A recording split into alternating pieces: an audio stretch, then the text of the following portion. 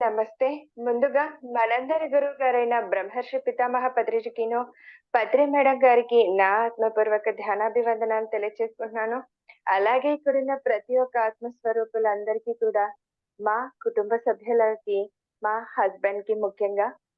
So, అలాగే నాకెవరైతే support చేస్తున్నారో ఈ ఛానెల్ స్టార్ట్ చేస్తాననగానే, వారందరికీ కూడా అలాగే ఈ ఛానెల్‌ని వీక్షిస్తూ వారి సమ్మతిని తెలియచేస్తున్న వారందరికీ కూడా నా కృతజ్ఞతలండి. ధన్యవాదాలు. Thank you so much. ఈరోజు మరి మరొక జ్ఞాని వారు ఇంత సీనియర్ మాస్టర్ అండి. గత 15 ఏళ్లుగా ఈ ధ్యాన మార్గంలో ఉంటున్నారు వారు.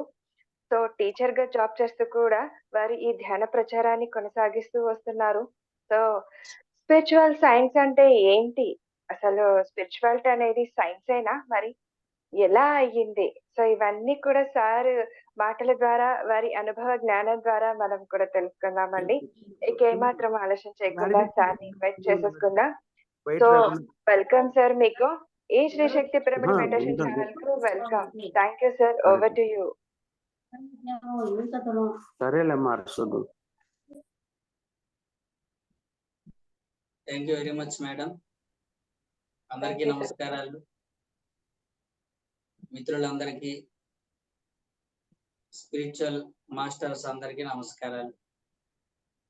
నా పేరు శ్రీనివాస్ అండి. నేను స్కూల్ టీచర్ గా పనిచేస్తాను. వెస్ట్ గోదావరి భీమవరంలో ఉంటాను.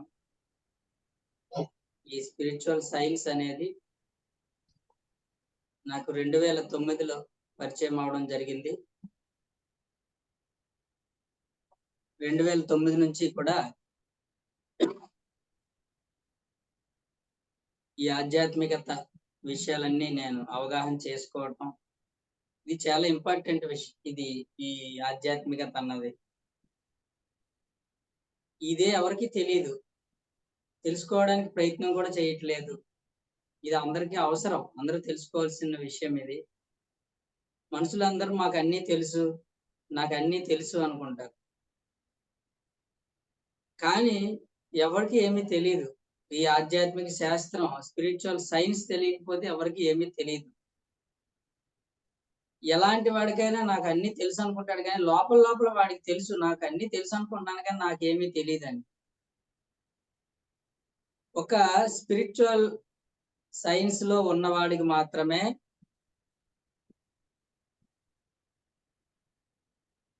నాకు ఇంతకాలం ఏమీ తెలియదు, ఇప్పుడే అన్ని తెలుసుకుంటున్నాను, నేను అసలు సత్యం ఇప్పుడే తెలిసింది అన్న విషయం అందరికీ అర్థమయ్యేది ఆధ్యాత్మిక శాస్త్రంలోకి వచ్చినప్పుడు మాత్రమే. అంతవరకు ఎవరికి ఏమీ తెలియదు. నాకు ఏమీ తెలియదన్న సంగతి కూడా వాడు ఆధ్యాత్మికతలోకి, ధ్యానంలోకి అడుగు పెట్టిన తర్వాతే అర్థమవుతుంది. నేను అలాగే అనుకునేవాడిని, నాకు అన్ని తెలుసు అనుకునేవాడిని, కానీ లోపల లోపల నాకు అర్థమయ్యేది నాకు ఏమీ తెలియదు కదా, అన్ని తెలిసినట్టు అనుకుంటున్నాను, నాకు తెలియని చాలా ఉన్నాయి కదా అనుకునేవాడు. మనకు తెలియదని తెలుసుకున్నప్పుడే మనకి అసలు యాక్చువల్ గా ఆధ్యాత్మికత స్టార్ట్ అవుతుంది. యాక్చువల్ గా ఆధ్యాత్మిక శాస్త్రము అన్నది ఏంటంటే, కంటికి కనబడని విషయాల గురించి తెలుసుకోవడమే ఆధ్యాత్మికత. ఈ కంటికి కనబడని విషయాలను గురించి తెలిపే శాస్త్రమే ఆధ్యాత్మిక శాస్త్రం. భౌతిక పదార్థం గురించి తెలిపే శాస్త్రము భౌతిక శాస్త్రము, రసాయనాల గురించి తెలిపే శాస్త్రము రసాయన శాస్త్రము, జంతువుల గురించి తెలిపే శాస్త్రము జంతు శాస్త్రము, మొక్కల గురించి తెలిపే శాస్త్రం వృక్ష శాస్త్రం. ఎలాగో ఆత్మను గురించి తెలిపే శాస్త్రము ఆధ్యాత్మిక శాస్త్రం. అది ఆధ్యాత్మిక శాస్త్రం అంటే ఆత్మను గురించి తెలిపే శాస్త్రము. ఆత్మ గురించి ఎవడైతే తెలుసుకుంటాడో వాడు ఆధ్యాత్మిక శాస్త్రంలో అడుగుపెట్టినాడు. అందరూ మొక్కలు చూస్తారు, కానీ మొక్కల గురించి కొంతమంది ఆ బాటనీలో ఆ మొక్కలు పెరుగుదల ఎలా ఉంటుంది, ఏ ఏ రకాల మొక్కలు ఉంటాయి, ఆ మొక్కల జాతులు చాలా ఉంది సైన్స్. అది ఎవరికి తెలుసు అంటే ఒక బాటనీ లో బాగా దాన్ని సైన్స్ రీసెర్చ్ చేసిన వాళ్ళకి తెలుస్తుంది. బయాలజీ స్టూడెంట్స్ కి తెలిసినట్టు మ్యాథ్స్ స్టూడెంట్ కి తెలియదు. అలాగే జంతువులు కూడా, జంతువుల రకాలు ఉంటాయి. ఆ జంతువుల రకాలు, వాళ్ళు జీవించే విధానం ఏంటి, వాటి ఆహారపు అలవాట్లు ఏంటి, ఇవన్నీ శాస్త్రం ఉంది కదా. ఆ జంతువుల యొక్క శాస్త్రాన్ని గురించి తెలుసుకోవాలంటే మొత్తం దానికి ఒక సైన్స్ ఉన్నట్టే. ఆధ్యాత్మిక శాస్త్రము అంటే ఆత్మ గురించి తెలుసుకున్నవాడు. ఎవరైతే ఆత్మ గురించి తెలుసుకుంటారో వాడు ఆధ్యాత్మిక శాస్త్రంలో అడుగు పెట్టినట్టు. తెలుసుకుంటున్న కొద్దీ వాడు ఆధ్యాత్మిక శాస్త్రవేత్త అవుతాడు, స్పిరిచువల్ సైంటిస్ట్. అందుకని పత్రి సార్ ఏం చెప్పారంటే, పిరమిడ్ మాస్టర్స్ అంటే స్పిరిచువల్ సైంటిస్టులు అని చెప్పారు. అంటే ఆధ్యాత్మిక శాస్త్రవేత్తలు. ఎందుకంటే వీళ్ళు ఆత్మ గురించి అధ్యయనం, అసలు ఆత్మ అంటే ఏంటి, దాని పూర్వాపరాలు, ఓకే, దాని కూలంకషంగా ఆమూలాగ్రంగా ఆత్మ గురించి రీసెర్చ్ చేస్తూ తెలుసుకుంటూ అనేకమైన జ్ఞానాన్ని సంపాదిస్తూ ఉంటారు. కాబట్టి వీళ్ళని ఆధ్యాత్మిక శాస్త్రవేత్తలు, స్పిరిచువల్ సైంటిస్టులు అంటారు. మనల్ని మనం ఎప్పుడూ కూడా ఏమనుకోవాలంటే స్పిరిచువల్ సైంటిస్ట్ గా భావించాలి.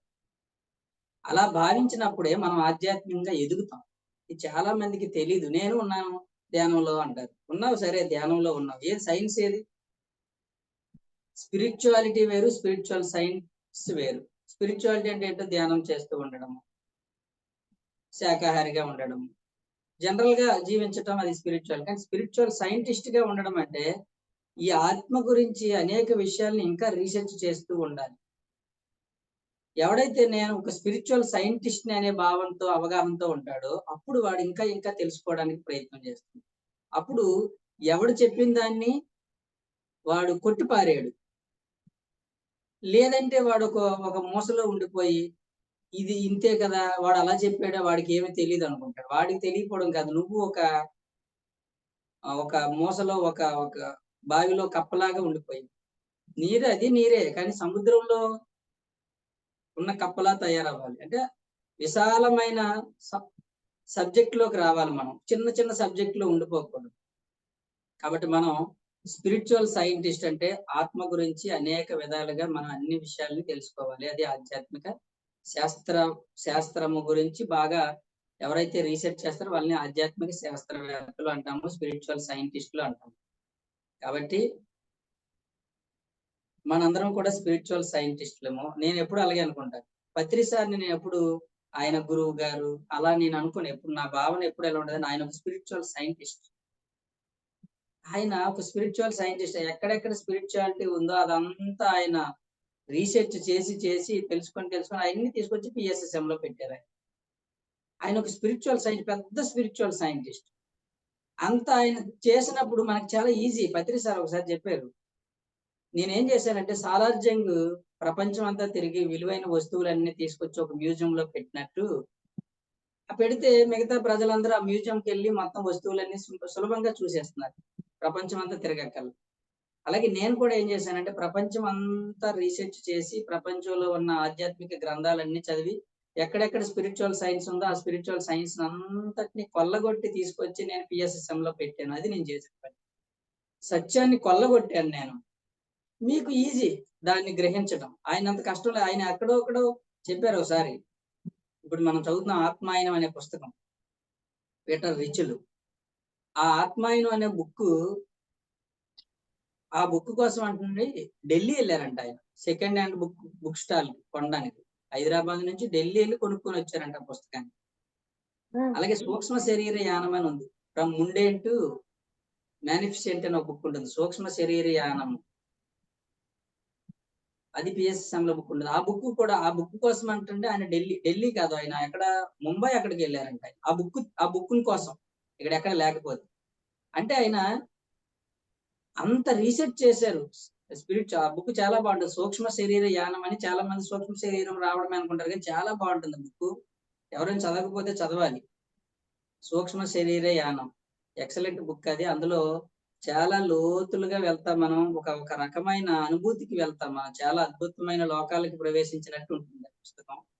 అది తప్పకుండా చదవండి. అంటే అంత రీసెర్చ్ చేశారు ఆయన. మనం కూడా అలా తయారవ్వాలి. మనం కూడా ఒక స్పిరిచువల్ సైంటిస్ట్ అనుకోవాలి. నేను ఎప్పుడు అలాగే అనుకున్నాను, ఒక స్పిరిచువల్ సైంటిస్ట్ నేను. కాబట్టి ఏం చేయాలి, ఇలా మనం ఖాళీగా ఉండలేము. అప్పుడు నేను కొత్త కొత్త విషయాలు తెలుసుకోవాలి కదా, అందుకని పత్రిసారి ఏం చెప్పారు, నువ్వు అందరి దగ్గర నేర్చుకోవాలి. అందరూ ఎవరెవరు ధ్యానం చేస్తూ వాళ్ళ జీవిత అనుభవాలు ఏవైతే ఉన్నాయో వాళ్ళ అనుభవాలు వింటే ఓహో జీవితంలో ఆధ్యాత్మికతలో ఇలా కూడా ఉంటుందా అని తెలుస్తుంది. అది ఒక పాయింట్ కదా, అది అంటే కొంచెం ఎదుగుతాం మనం. అలాగే ఒక కొత్త పుస్తకం చదివామనుకోండి, ఆ పుస్తకం చదివినప్పుడు మనకి తెలియని విషయాలు, తెలియని కోణాల్లో చాలా విషయాలు తెలుస్తూ ఉంటాయి. అప్పుడు ఆధ్యాత్మికంగా అవగాహన ఇంకొంచెం పెరుగుతుంది. అలా ధ్యాన స్వాధ్యాయ సజ్జన సాంగత్యాదులు డైలీగా చేయడం వల్ల మన స్పిరిచువల్ సైన్స్ ఇంకా ఇంప్రూవ్ అయ్యి మనం స్పిరిచువల్ సైంటిస్ట్ గా మారుతాము. కాబట్టి నా నా యొక్క సలహా ఏంటంటే అందరికీ బ్లైండ్ గా ఉండకుండా స్పిరిచువల్ సైంటిస్ట్ గా ఉండాలి. నేను ఒక స్పిరిచువల్ సైంటిస్ట్ ని అనుకోండి, అలా అనుకున్నవాడు ఎప్పుడు ఖాళీగా ఉండడు. లేదంటే చాలా మంది ఏమనుకోండి, నేను ధ్యానంలో ఉన్నాను అంటాడు, ఉన్నాడు అంతే, ఇంకా ఎదగడానికి ఏమి ప్రయత్నాలు ఏమి చెయ్యరు. ఓకే, అందుకని గురువులు లేరు ప్రత్యేకంగా. ఎందుకంటే మనం కూడా స్పిరిచువల్ సైంటిస్టులు అవుతున్నప్పుడు ఇంక ప్రత్యేకంగా మన గురువు శిష్యులు అనేసరికి ఏమవుతుందంటే, ఒక గురువు దగ్గర ఆగిపోయి మనం ఆ గురువే నాకు అన్ని చూపిస్తాడంటే నాకంటే ఎక్కువ తెలియదు ఏమో, గురువు కంటే నీకు ఎక్కువ తెలిసి ఉండకూడదా? ఫర్ ఎగ్జాంపుల్ నాకు ఒక ఆయన ధ్యానం నేర్పించాడండి, నేనేమనుకుంటున్నాను, ఆయన ధ్యానం నేర్పించాడు కదా, నాకు ఆయనే గురువు అని చెప్పేసి నేను ఆయన దగ్గరే ఉండిపోయాను అనుకో. యాక్చువల్ గా ఆయన కంటే నా అవగాహన ఎక్కువ ఉంది, నాకే అవగాహన ఎక్కువ ఉన్నప్పుడు ఏమవుతాను నేను, ఎంత నష్టపోతాను అక్కడ ఉండిపోవడం వల్ల. ఓకే, ఆయన పట్ల కృతజ్ఞత చూపిస్తూ మనం ఇంకా స్పిరిచువల్ గా ఇంకా ఎదగాలి అంతే తప్ప ఒక గురువు దగ్గర అంటి పెట్టుకుపోవడం అనేది స్పిరిచువల్లీ దాన్ని ఏమంటారంటే రాంగ్ ఎన్లైటన్మెంట్ అంటారు. Wrong enlightenment. ఎన్లైటన్మెంట్ లో రైట్ ఉంది, రాంగ్ ఉందండి. ఎన్లైటన్మెంట్ అంటే బుద్ధత్వం అనుకోవచ్చు. ఎన్లైటన్మెంట్, మనకి ఎన్లైటన్మెంట్ వచ్చింది, మనకి జ్ఞానం అనుకోండి. ఎన్లైటన్మెంట్ అంటే జ్ఞానం. ఈ జ్ఞానంలో రైట్ జ్ఞానం ఉంది, రాంగ్ జ్ఞానం ఉంది. చూడండి, అజ్ఞానం వేరు, అజ్ఞానం కాదు. జ్ఞానంలోనే right wrong. Right enlightenment, wrong enlightenment. Enlightenment లో రాంగ్ గా ఉండడం. ఇది భగవద్గీతలో కూడా ఇది ఈ శ్లోకం ఉంది. అంటే ఏ శ్లోకం అంటే యుక్తాహార విహారస్య. ఇది తెలుసు మనకి, శ్లోకం తెలుసు కానీ మనం దాని గురించి లోతులుగా అర్థమైతే చాలా విషయాలు ఉన్నాయి దాంట్లో. యుక్తాహార విహారస్య యుక్త చేష్టస్య కర్మసు యుక్త స్వప్నావబోధస్య యోగో భవతి దుఃఖః. యుక్తాహారం, యుక్తము అంటే రైట్ అని, అయుక్తం అంటే రాంగ్ అని. యుక్త ఆహారం అంటే రైట్ ఫుడ్ అన్నమాట. ఫుడ్ లో రైట్ ఫుడ్ ఉంది, రాంగ్, అన్ని ఫుడ్డే. రైట్ ఫుడ్ ఉంది, రాంగ్ ఫుడ్ ఉంది. కాబట్టి రాంగ్ ఫుడ్ వదిలేయాలి మనం. తెలుసుకొని ఎప్పటికప్పుడు ఏది రాంగ్ ఫుడ్, ఆ రాంగ్ ఫుడ్ ను పక్కన. వెజిటేరియన్ లో కూడా రాంగ్ ఫుడ్ ఉంది, తినకూడని ఫుడ్ చాలా ఉంది కదా, రాంగ్ ఫుడ్ ఉంది, అది వదిలేయాలి మనం. ఓకే, బాగున్నా కూడా వెజిటేరియన్ కూడా ఎక్కువ తినడం అనేది రాంగ్ ఫుడ్. అది ఫుడ్ లో కూడా రాంగ్ గా అనవసరంగా ఎక్కువ తినడం, మిగిలిపోతుందని తినేయటం. మళ్ళీ ఏం మిగిలిపోతుందిలే, మిగల్చడం ఎందుకని కడుపులో వేస్తాము, బయట ఉంచడం.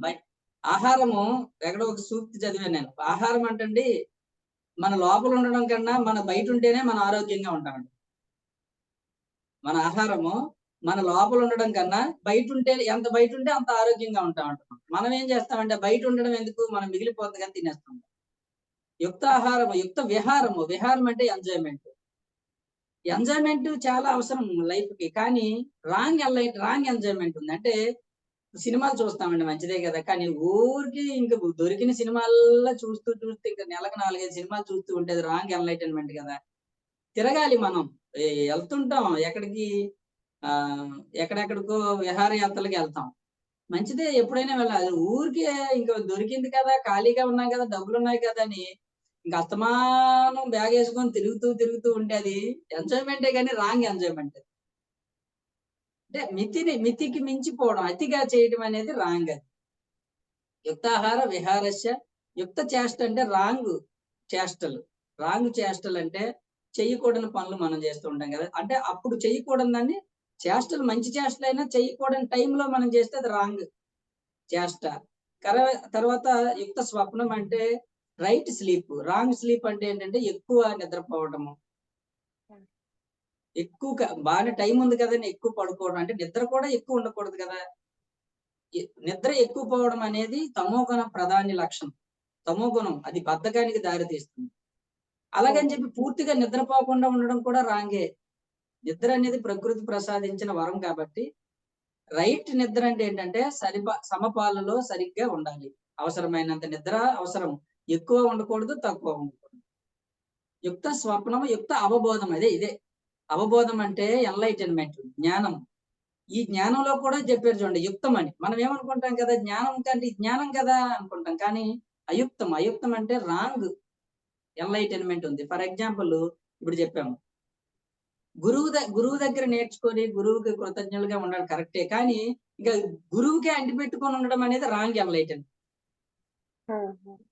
ఓషో రజనీష్ గారు ఏమన్నారు తెలుసా, మనుషులు ఎలా ఉంటారంటే ఈ ఆధ్యాత్మికత కోసం తల్లిదండ్రుల్ని లెక్క చేయరు, వదిలేస్తారు.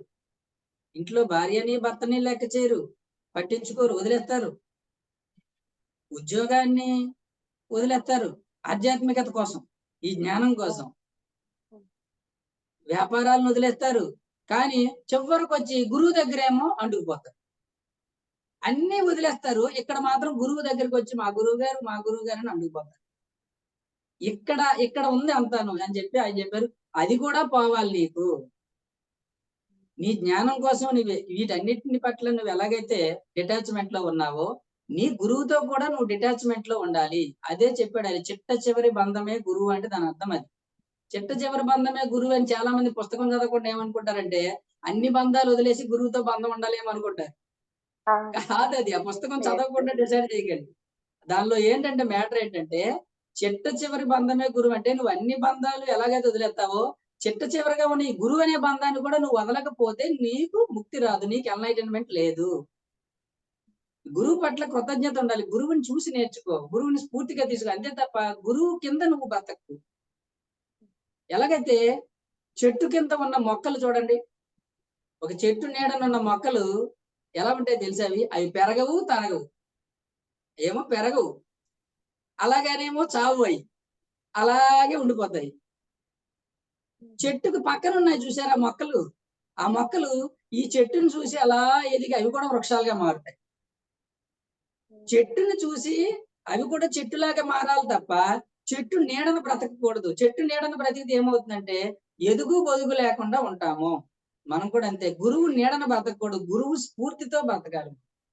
గురువుని స్ఫూర్తి తీసుకొని గురువు గారు ఏం చెప్తున్నారు, ఆయన ఎలా ఎదిగారు, ఇంకా మనం ఉన్నతంగా ఎలా ఎదగొచ్చు, ఆయన కంటే ఎక్కువ చెయ్యొచ్చు మనం అనేలాగా ఉండాలి తప్ప గురువుని కంటే మన ఆ గురువు నీడలో, గురువు అదుపాజ్ఞల్లో గురువు గారు చెప్పినట్టు మాట్లాడితే గురువు గారు పిల్ల పుట్టింది, గురువు గారు ఏం పేరు పెట్టమంటారండి, నీ పిల్లకు కూడా గురువు గారే నా పేరు, నీ పేరు నువ్వు పెట్టుకోలేవా, పిల్లలకి ఏం పేరు పెట్టాలి, గురువు గారు మా గురువు గారు పెడతారు. మంచిదే, తప్పు లేదో చెప్తున్నాను కదా, తప్పు లేదు. చెట్టు కింద మొక్కలు బాగానే ఉంటాయి, కానీ ఎదుగు బొదుగు లేకుండా ఉంటారు. ప్రతిదానికి గురువు మీద ఆధారపడిపోవడం అనేది అది రాంగ్ ఎన్లైటన్మెంట్. ఎన్లైటన్మెంటే గురువు ఉండాలి, కానీ అది రాంగ్ ఎన్లైటన్మెంట్. కాబట్టి ఎన్లైటన్మెంట్ లో రైట్ ఉంది, రాంగ్ ఉంది. గురువు కావాలి, కానీ గురువు నీడలో బ్రతకడం కాదు, గురువుని చూస్తూ స్ఫూర్తిని పొందుతూ. మన కాన్సెప్ట్ లో పత్రి సార్ కూడా చెప్పారు, ఏది యేసు ప్రభు ఒకసారి ఒక మేడం గారు, నేను మొన్న ఎక్స్పీరియన్స్ విన్నానండి, గురుదక్షిణ అంటే ఏంటో తెలుసా అని అడిగారు పత్రి సార్. మేడం సార్ మీరు చెప్పిన జ్ఞానాన్ని అందరికీ పంచిపెట్టడమే గురుదక్షిణ సార్ అన్నాడు. కాదు, గురువు కంటే ఉన్నతంగా నువ్వు ఎదగడమే గురుదక్షిణ. అప్పుడు ఆ గురువుకు సంతృప్తిగా ఉంటుంది. గురువుని మించిపోతే నువ్వు, ఆ గురువు అప్పుడు సంతోషిస్తాడు, అబ్బా నాకంటే మించిపోయాడని. అదే గురుదక్షిణ అన్నాడు సార్. యేసు ప్రభువు you are far greater than me అన్నాడు. అంటే నువ్వు నాకంటే ఉన్నతంగా ఎదగగలవు, you are far greater than me, నాకంటే నువ్వు ఉన్నతంగా ఎదగగలవు అని యేసు ప్రభు చెప్పాడంటే అర్థం ఏంటంటే, యేసు ప్రభు ఏం కోరుకుంటాడంటే నాకంటే నువ్వు ఉన్నతంగా తయారవ్వగలవు, అంత శక్తియుక్తులు నీకున్నాయి. అంతే తప్ప యేసు ప్రభు కింద బతకడం, గురువు కింద బతకడం కాదు. గురువుని మించి, గురువు కంటే నువ్వు ఇంకా ఎక్కువగా చేయగలగాలి, గురువు కంటే ఎక్కువ చెప్పగలగాలి, గురువు కంటే ఎక్కువ జ్ఞానం పొందగలగాలి. అప్పుడు అది గురుదక్షిణ అని చెప్పి అర్థమైందండి. ఇది మనకి ఎన్లైటన్మెంట్ లోకి వచ్చిన తర్వాత రైట్ ఉంటుంది, రాంగ్ ఉంటుంది. రాంగ్ ఎన్లైటన్మెంట్లు చాలా ఉంటాయి. రాంగ్ ఎన్లైటన్మెంట్లు ఎలా అంటే చిన్న చిన్నవి చాలా ఉన్నాయి, కొన్ని ఇంపార్టెంట్ చెప్తాను. ఉదాహరణగా జనరల్ గా చెప్తాను. ఉదాహరణకి ఎవరో చనిపోయారండి. ఎవరో మన చుట్టాల్లోనో లేకపోతే ఎవరో బంధువులు చనిపోయారు. వెళ్ళాం మనం పరామర్శకి. వెళ్ళేసరికి ఆవిడేమో భర్త చనిపోయాడని ఏడుస్తుంది. ఏడుస్తూ ఉంటే నువ్వు వెళ్ళి ఏం ఏడుస్తావులే ఊరుకో, ఆత్మ ఇదిగో నీ పక్కనే ఉన్నాడు, ఆయన ఏం చచ్చిపోలేదు, నీ పక్కనే ఉన్నాడు, నీ కనబడట్లేదు, ఏం చావలేదులే, నువ్వు ఊరుకో అంటావా? అస్సలు అనకూడదు.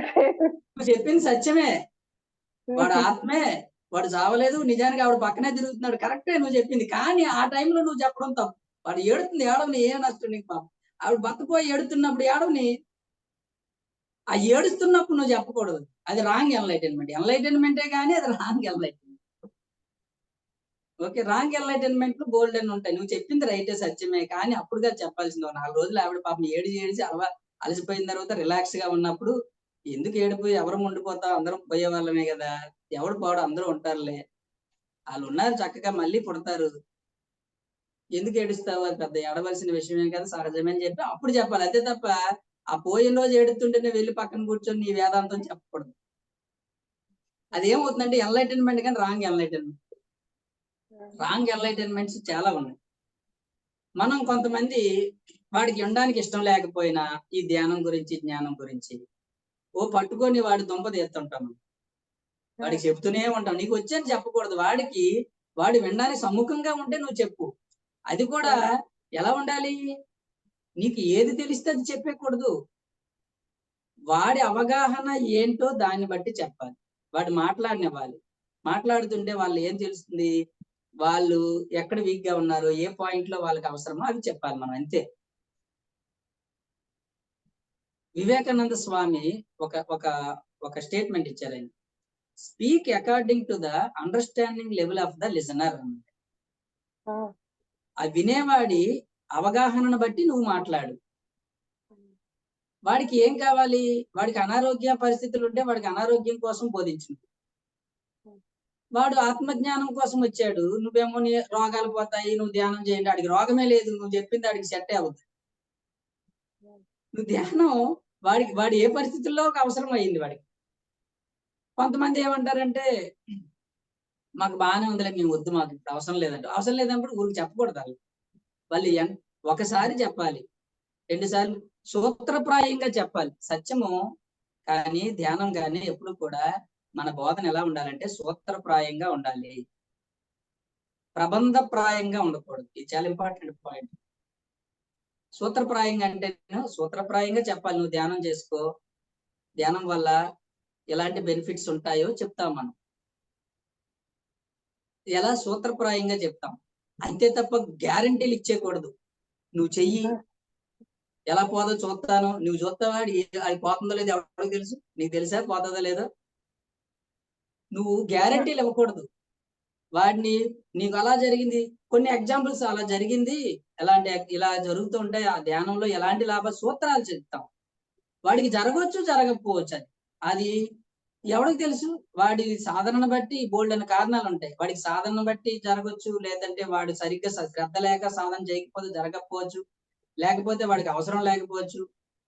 ఎన్నో కారణాలు ఉంటాయి. ఎవరికి ఏం జరుగుతుందో ఎవరికి తెలియదు. కానీ దానిలో ఉన్న బెనిఫిట్స్ ఏంటి, లాభాలు ఏంటి అనేది మనం సూత్రప్రాయంగా చెబుతాము. అంతే తప్ప ప్రబంధప్రాయంగా అంటే మనం బల్లగుద్ది ఇదిగో నీకు అలా జరుగుతుంది, నువ్వు తప్పకుండా జరుగుతుంది అని గ్యారెంటీలు మాత్రం ఎప్పుడు ఎవరికి ఇవ్వకూడదు. ఎందుకంటే అందరికీ ఎప్పుడు ఒకలా జరగవు. ఫర్ ఎగ్జాంపుల్ ఇప్పుడు ఉన్నాడు స్కూల్లో టీచర్ ఉన్నాడు, నేను టీచర్ కాబట్టి చెప్తున్నాను. పిల్లోడికి ఏం చెప్తాం, రే బాగా చదువుకుంటారా, బాగా చదువుకుంటే మంచి ఉద్యోగం వస్తుందిరా, ఉద్యోగం వస్తే నీకు అప్పుడు మంచి అమ్మాయి పెళ్లి చేసుకుని అప్పుడు శుభ్రంగా హాయిగా ఆనందంగా జీవించవచ్చురా అని చెప్తాం. కరెక్టే కదా? ఇప్పుడు నేను చెప్పింది రైటే రాంగా? రైటే కదా. పెద్ద అయిన తర్వాత మీరు చెప్పారు, నేను చదివాను, నాకు ఉద్యోగం రాలేదంటే నేనేం చేయను? ఇప్పుడు చదివే వాళ్ళందరికీ ఉద్యోగాలు వచ్చేస్తాయా? సార్ మీరు చెప్పారు అంటే మాస్టర్ చెప్పింది తప్ప, నేను సూత్రప్రాయంగా చెప్తాను. బాగా చదివితే బాగా ప్రయోజకులు అవుతారని చెప్తాను, సూత్రప్రాయం అంతే. వాడికి రాకపోవడానికి రకరకాల కారణాలు ఉంటాయి. ఆ లైఫ్ డిజైన్ లో ఉద్యోగం లేకపోవచ్చు, లేకపోతే వాడు చదివాడు కానీ అంత ఇంట్రెస్ట్ గా చదవకపోయి ఉండొచ్చు, లేకపోతే ఎంత చదివినా వాడి నాలెడ్జ్ సరిపోకపోవచ్చు, రకరకాల కారణాలు. అంటే ఇప్పుడు మాస్టర్ చెప్పింది తప్పు కాదు కదా, మాస్టారు సూత్రప్రాయంగా చెప్పాడు, ఒరే నువ్వు బాగా చదువుకుంటే ఇప్పుడు అది కరెక్టే. అది అలాగే మనం ధ్యానం చేస్తే ఎలాంటి లాభాలు వస్తాయో మనం సూత్రప్రాయంగా చెప్తాం అందరికి. ఆ చెప్పిన వాళ్ళకి అందరికీ అన్ని రకాలుగా రాకపోవచ్చు, అందరికీ ఒకలా. కానీ అందుకని మన ప్రబంధప్రాయంగా టీచర్ నీకు ఖచ్చితంగా వచ్చి తీరుతుందా అంటే ఎవరితో నేను, ఎందుకంటే ఆ మాస్టర్ తెలిసాడు వస్తుందో అది ఎవరికి తెలుసు. వాడు సగంలోనే మానేస్తాడేమో. బాగా చదివిన అమ్మాయిల్ని పెళ్లి చేసి పంపిస్తే అమ్మాయి ఉద్యోగం రాదు, సద్యోగం లేకుండా ఉంటుంది. టీచర్ ఏం చేస్తాడు తెలుసు, టీచర్కి అమ్మాయి చదివితే కనుక మంచి పొజిషన్కి వెళ్తుంది. కానీ వాళ్ళ పేరెంట్స్ వాళ్ళ పరిస్థితులు చూస్తాం మనం. రకరకాల పరిస్థితులు ఉంటాయి కాబట్టి కొంతమంది సాధన బాగా చేస్తూ చేస్తూ మధ్యలో ఇంట్లో వాళ్ళు ఏమో అనగానే వదిలేస్తారు సాధన. అప్పుడు వాడికి రావాల్సినవి రా. వాడు ఏమంటాడు, నేను ఇంత ధ్యానం చేశాను ఏమీ రాలేదంటాడు. కానీ నువ్వేమనుకుంటావు, నిజమేనా ధ్యానం వల్ల రాలేదేంటి, రావాలి కదా అనుకుంటావు. కానీ వాడి సాధనలో ఎక్కడో లోపం ఉంది, నీకేం తెలుసు అవి. కాబట్టి ఒకటి మనము టీచింగ్ కూడా సూత్రప్రాయంగానే చెయ్యాలి. ప్రబంధప్రాయంగా అంటే వాడి పట్టి పీడించి గ్యారంటీలు ఇస్తూ ఎప్పుడు చెప్పకూడదు. ఏంటి ఈ సైన్స్, ఏంటి ఎలా పనిచేస్తుంది, ధ్యానం వల్ల ఏంటి లాభాలు, జీవితంలో ఎన్ని కరెక్టే మనం చెప్పినవన్నీ. ఒక్కొక్కరికి ఒక్కొక్క విధంగా ఉంటుంది, వాళ్ళ శ్రద్ధ భక్తులను బట్టి అవన్నీ జరుగుతూ ఉంటాయి. ఇది రాంగ్ ఎన్లైటన్మెంట్ అంటే మనం ఊరికే వాళ్ళని వెంటపడి మరీ మరీ పీడించి చేయించడం తప్పు, రాంగ్ అది.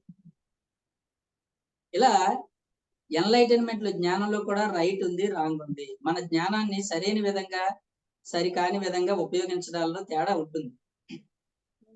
కాబట్టి స్పిరిచువల్ సైన్స్ అంటే మన స్పిరిచువల్ సైన్స్ లో ముందుకు వెళ్తున్న కొద్ది ఎన్నో విషయాలు తెలుస్తాయండి. ముందుగా స్పిరిచువల్ సైన్స్, స్పిరిట్ అంటే ఆత్మ. స్పిరిచువల్ సైన్స్ లో ఫస్ట్ బేసిక్ కాన్సెప్ట్స్ ఏంటంటే, ఫస్ట్ స్పిరిచువల్ సైన్స్ ఏం చెప్తుందంటే నేను ఈ శరీరం కాదు, నేను ఒక ఆత్మని. అది ఫస్ట్ పాయింట్. అది బేసిక్ ఫస్ట్ క్లాస్. ఏంటంటే ఆధ్యాత్మిక శాస్త్రంలో ఫస్ట్ క్లాస్ ఏంటంటే మనము ఈ శరీరం కాదు, మనం ఒక ఆత్మలం. ఈ నేను మీకు కనిపిస్తుంది, శరీరం కనిపిస్తుంది, కానీ ఈ కనిపిస్తున్న శరీరం నేను కాదు.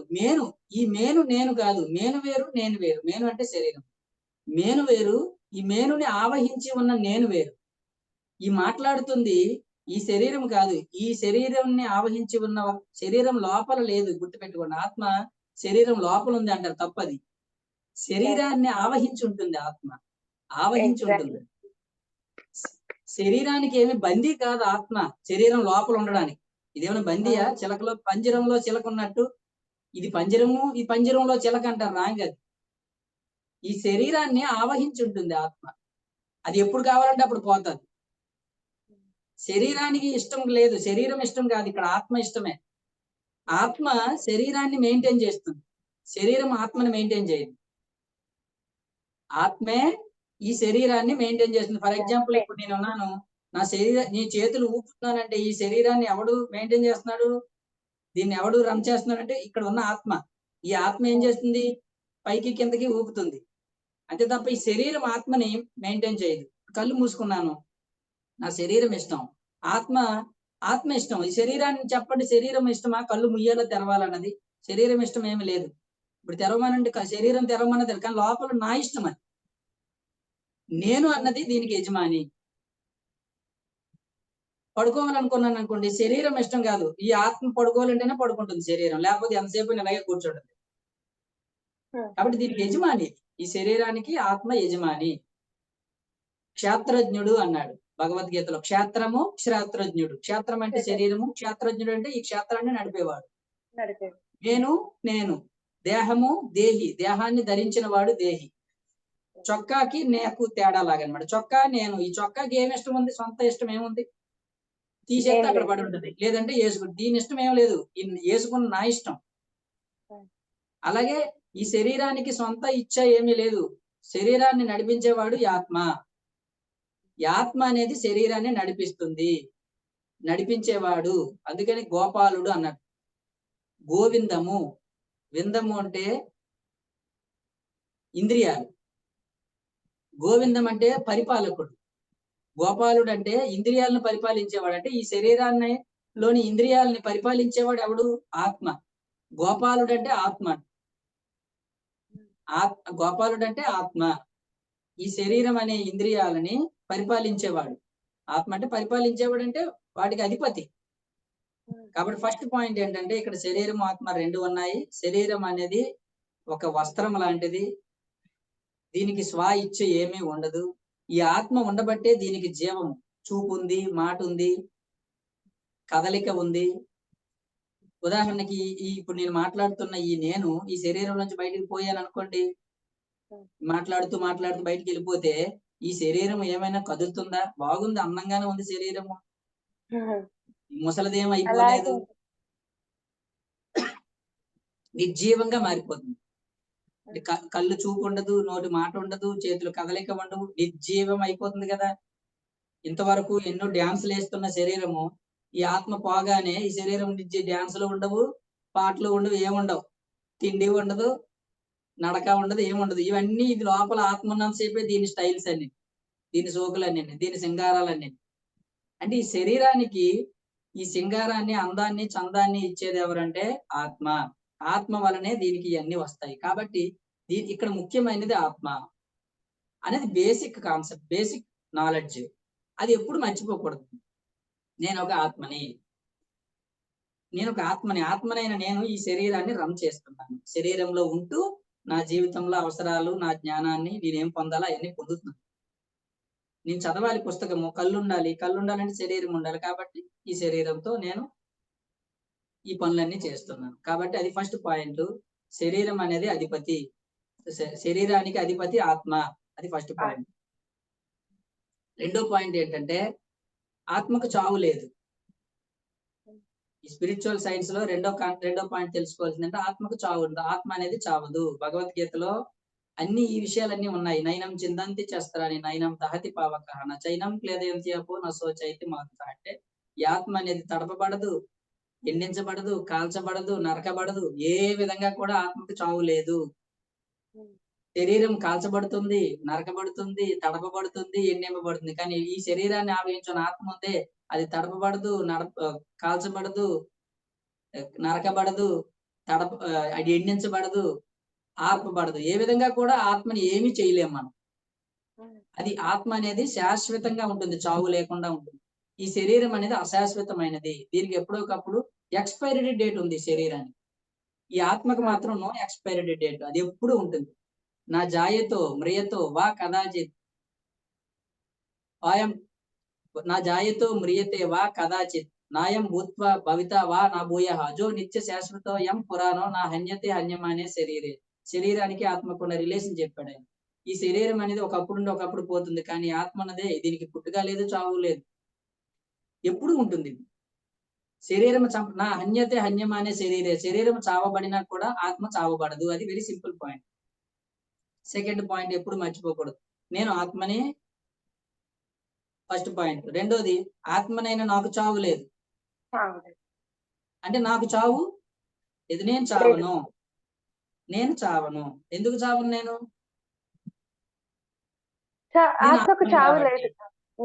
నేను ఎవరిని? ఆత్మని. నువ్వు శరీరం అనుకున్నంత కాలం నీకు చావు ఉన్నట్టే. ఈ ఆత్మజ్ఞానం అంటే వెరీ సింపుల్. నేను శరీరం కాదు ఆత్మని అని తెలుసుకోవడంతో ఆత్మజ్ఞానం అయిపోయినట్టే. ఇంకా అక్కడతో ఎండ్ ఆత్మజ్ఞానం. మరి అలాంటప్పుడు ఈ శరీరం ఎందుకు అని కదండి సార్? శరీరం ఎందుకంటే శరీరం అవసరం. ఇప్పుడు చావు అంతా ఏంటంటే చావు ఉంది అనుకుంటాం, కానీ చావు లేదు. No death. చావు ఎక్కడుంది? నువ్వు శరీరం కాదు ఆత్మవి. ఆత్మవని తెలియక మనం ఏమనుకుంటామంటే శరీరం, ఈ కదిలేది అంతా శరీరమే అనుకొని శరీరం చనిపోతుంది కాబట్టి అందరం చనిపోతాం అనుకుంటాం. కానీ ఈ శరీరానికి ఆవహించి ఉన్న ఆత్మ మట్టుకు చావకుండా ఎప్పుడు ఉంటుందన్న సంగతి ఎవరికి తెలియదని తెలుసుకో. ఈ పోతుంది శరీరం, కానీ ఇంకొక శరీరం మళ్ళీ, అదే థర్డ్ పాయింట్ ఏంటంటే ఒకవేళ శరీరం పోతుంది కానీ నువ్వు ఉంటావు. ఈ నువ్వు మళ్ళీ ఇంకొక శరీరాన్ని మళ్ళీ ధరిస్తావు. ఓకే. జాతస్య ధ్రువం మృత్యు ధ్రువం జన్మ మృతస్య.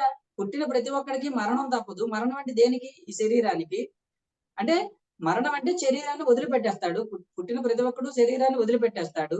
అలాగే వదిలిపెట్టిన శరీరాన్ని మళ్ళీ కొత్త శరీరాన్ని మళ్ళీ ధరిస్తాడు, ఇంకొక శరీరాన్ని ధరిస్తాడు.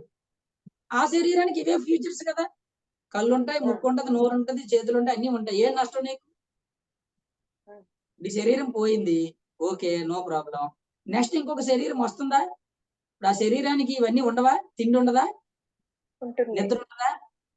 ఉంటుంది. పెరిగితే ఫ్రెండ్స్ ఉండరా, పెళ్లి కాదా, ఆ శరీరానికి కూడా అన్ని జరుగుతాయి. ఇప్పుడు ఏం జరుగుతున్నాయి అవన్నీ జరుగుతాయి.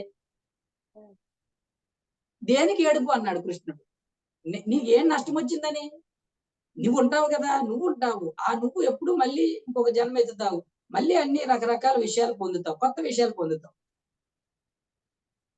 ఒక జన్మ అంటే ఒక స్థితి నుంచి ఇంకొక స్థితికి వెళ్ళినప్పుడు కొత్త చైల్డ్హుడ్ లో ఉన్నాము. చైల్డ్హుడ్ నుంచి చిన్నప్పుడు విషయాలన్నీ ఉన్నాం. చిన్నప్పుడు ఏమనుకున్నా, ఎప్పుడు పెద్ద అవుతానా అనుకునేవాళ్ళం. ఎందుకంటే ఉమ్. పెద్ద అయితే మనం హీరో లాగా ఉండొచ్చు, మన మాటలు అందరూ వింటారు. చిన్నప్పుడు మన మాటలు ఎవరు వింటారు, మనం ఇంకోటి మాట వినాలి. ఈ చిన్నప్పుడు అయిపోయిన తర్వాత వాడు యంగ్ అయ్యాడు. యంగ్ అయినప్పుడు వాడికి నష్టమా లాభమా? లాభమే చాలా కదా. లాభమే. అవును. యంగ్ ఏజ్ ఉమ్. లాభమే కదా వాడికి. అవును. ఈ చైల్డ్హుడ్ పోయింది, చైల్డ్హుడ్ చచ్చింది. చైల్డ్హుడ్ పోయినట్టే కదా. చైల్డ్హుడ్ చచ్చి ఉమ్. యంగ్ ఏజ్ వచ్చింది వాడికి. వాడికి ఏం నష్టం వచ్చింది? చైల్డ్హుడ్ లాభమే కదా. చైల్డ్హుడ్ పోతే పోయింది, యంగ్ ఏజ్ వచ్చింది కదా. యంగ్ ఏజ్ లో లాభాలు యంగ్ ఏజ్ లో పొందట్లా. ఈ యంగ్ ఏజ్ పోతే పొందుతున్నాం. ఓల్డ్ ఏజ్ వస్తుంది. ఓల్డ్ ఏజ్ లో పిల్లల్ని చూసుకుంటూ రెస్ట్ తీసుకుంటాడు, హాయిగా ఉంటాడు. ఉమ్. యంగ్ ఏజ్ చచ్చిపోయింది, ఓల్డ్ ఏజ్ వచ్చింది. ఏం నష్టం వచ్చింది వాడికి? ఆ ఓల్డ్ ఏజ్ కూడా చస్తుంది కొన్నాళ్ళకి. అప్పుడు కూడా ఏం నష్టం లేదు అన్నాడు ఆయన. ఈ శరీరానికి ఎలాగైతే ఈ స్థితులు ఉంటాయో, ఆత్మకి ఎప్పుడు ఉంటుంది ఇది. ఈ ఆత్మ ఓల్డ్ ఏజ్ తర్వాత కూడా ఉంటుంది. కౌమారం యవ్వనం జర తదా దేహాంతర ప్రాప్తి ధీరస్తత్ర నముహ్యతి. ఈ శరీరానికి ఎలాగైతే బాల్యము, యవ్వనము, వృద్ధాప్యం అది ఒక దశ తర్వాత ఒకటి ఎలా ఉంటుందో, ఈ ఆత్మకు కూడా ఈ జన్మ తర్వాత ఇంకొక జన్మ ఉంటుంది, నెక్స్ట్ కూడా ఉంటుంది. శరీరానికి ఈ 3 దశలే ఉంటాయి: బాల్యము, యవ్వనము, వృద్ధాప్యము శరీరానికి. కానీ ఆత్మకి తర్వాత దశ కూడా ఉంది. ఆత్మ శరీరం వదిలిన తర్వాత కూడా నెక్స్ట్ ఉంటుంది. తదా దేహాంతర ప్రాప్తి ధీరస్తత్ర నముహిత. అంటే ధీరుడు అనేవాడంటే ఈ జ్ఞానం ఉన్నవాడు దీనికోసం మోహం పొందాడు. ఈ శరీరం కోసం ఆలోచించడు, బాధపడ్డు. ఎందుకంటే తర్వాత కూడా ఇంకొక ప్రాప్తి ఉంది కాబట్టి. శరీరం వదిలిపెట్టిన తర్వాత ఇప్పుడు ఎలాగైతే చైల్డ్హుడ్ పోయినా కూడా వాడికి ఎందుకు ఏడుపు లేదంటే, చైల్డ్హుడ్ పోయినా యంగేజ్ వచ్చింది కాబట్టి. యంగేజ్ పోయినా తర్వాత ఇంకొకటి ఉంది కాబట్టి దానికి ఏడవలసిన అవసరం ఎలా లేదో, ఈ ఓల్డ్ ఏజ్ లో శరీరం పోయినా కూడా తర్వాత స్టెప్ లో తర్వాత స్థితి కూడా ఉంది. దేహాంతర ప్రాప్తి అంటే దేహం తర్వాత కూడా ప్రాప్తం ఉంది నీకు. ప్రాప్తం ఉంది.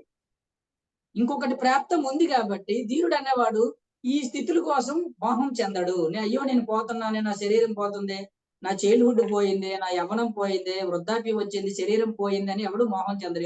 ఎవడు జ్ఞాని. జ్ఞాని దేనికి మోహం పొందడు. ఎందుకంటే వాడికి తెలుసు నెక్స్ట్ ఇంకొక జన్మ వస్తుంది. ఈ శరీరం పోయినా కూడా మళ్ళీ ఇలాంటి ప్రాప్తం ఇంకొకటి ఉంది. నీకు ప్రాప్తం ఉంది కదా. ప్రాప్తం లేకపోతే ఏడవాలి కానీ ప్రాప్తం ఉన్నప్పుడు దేనికి ఏడుపు నీకు? అయ్యో అయిపోయింది, నా బ్రతుకు అయిపోయింది, ఇంక నా వల్ల ఏం అవ్వట్లేదు, అయిపోయినాయి నా పనులన్నీ అయిపోయినాయి అనుకోవడం. ఒకవేళ అయిపోయినా కానీ నీకు ఇంకా ప్రాప్తం ఉంది. ఇప్పుడు ఏమైతే చేయలేకపోయావు వచ్చే జన్మలో చేసుకోవన్నీ పొందడానికి అవకాశం ఉంది. ఉన్నప్పుడు దేనికి ఏడుపు అన్నాడు కృష్ణ. అంటే నా అనే బంధం ఒకటి ఉంటుంది కదండి సార్. నా అంటే నా ఫ్యామిలీ ఓకే, పిల్లలని ఓకే, అలాగా ఓకే. ఇప్పుడు ఉన్నారు. సరే, ఉంటుంది కదా. సరే, మీ గత జన్మ ఉందా లేదా? ఉంది. ఉంది కదా. మీరు ఇప్పుడు ఆ గత జన్మలో మీ మీ భార్య, భర్త, పిల్లలు వాళ్ళందరూ ఇప్పుడు ఉన్నారు మీతో? లేరు. ఎందుకు మరి ఏడవట్లేదు మీరు? వాళ్ళు లేరని. ఇప్పుడు వీళ్ళ కోసం ఎందుకు ఏడుతుంది? మరి వాళ్ళ కోసం కూడా ఏడవాలి కదా. మరి గత జన్మలో వాళ్ళందరూ పిల్లలే కదా. అది నాకు గుర్తులేదు కదండి సార్. అది కొంతమంది ఆర్గ్యూ చేస్తారు కదా, జన్మలంటూ ఉన్నాయో లేదో తెలీదు, ఇప్పుడు ప్రెసెంట్ జన్మ ఇంపార్టెంట్ కదా, ఈ జన్మలో మరి వాళ్ళని వదిలి ఉండడం, అలా ఆలోచించడం కూడా తప్పే కదా. జన్మలు ఉన్నాయి అన్నది ఎవడైతే నమ్ముతాడో వాడు జ్ఞాని.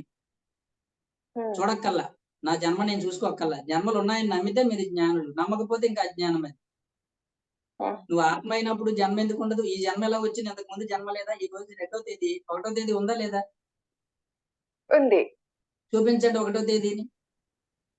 1వ తేదీ చూపించలేం. 2వ తేదీలోకి వచ్చాం మనం. 1 లేకుండా 2 ఉందా? రేపు 3 వస్తుంది. 3 లేదా? ఉందా? 3 ఉంది. ఇప్పుడు 2లో ఉన్నాము, 3 ఉంది కదా. ఈ 1వ తేదీ అన్నది ఉందా లేదా? 1వ తేదీ ఉంది. 3వ తేదీ ఉంది 3వ తేదీ కూడా ఉంది. ఉంది. అంతే. ఇప్పుడు ఇది జన్మ ఉన్నప్పుడు గత జన్మ ఉంది కదా, 1వ తేదీ అది. నీకు కనబడినంత మాత్రం లేదని ఎలా అంటావు?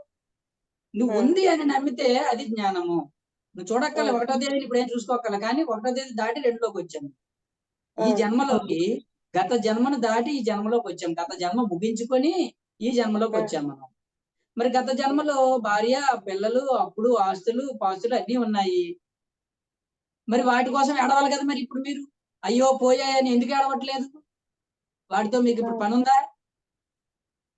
లేదు, పని అయితే లేదు. అలాగే ఇప్పుడు పోయినా కూడా వచ్చే జన్మలో ఏమీ ఏడవరు. అసలు ఈ జన్మనే మర్చిపోతారు మీరు. వచ్చే జన్మలో కొత్త విషయాలతో ఎంజాయ్ చేస్తారు, కొత్త విషయాల్లో హాయిగా బతుకుతారు. మనం ఈ జన్మలో హాయిగా బతుకుతున్నాం కదా, గత జన్మ గురించి ఏమైనా ఏడుపు లేదు నాకు.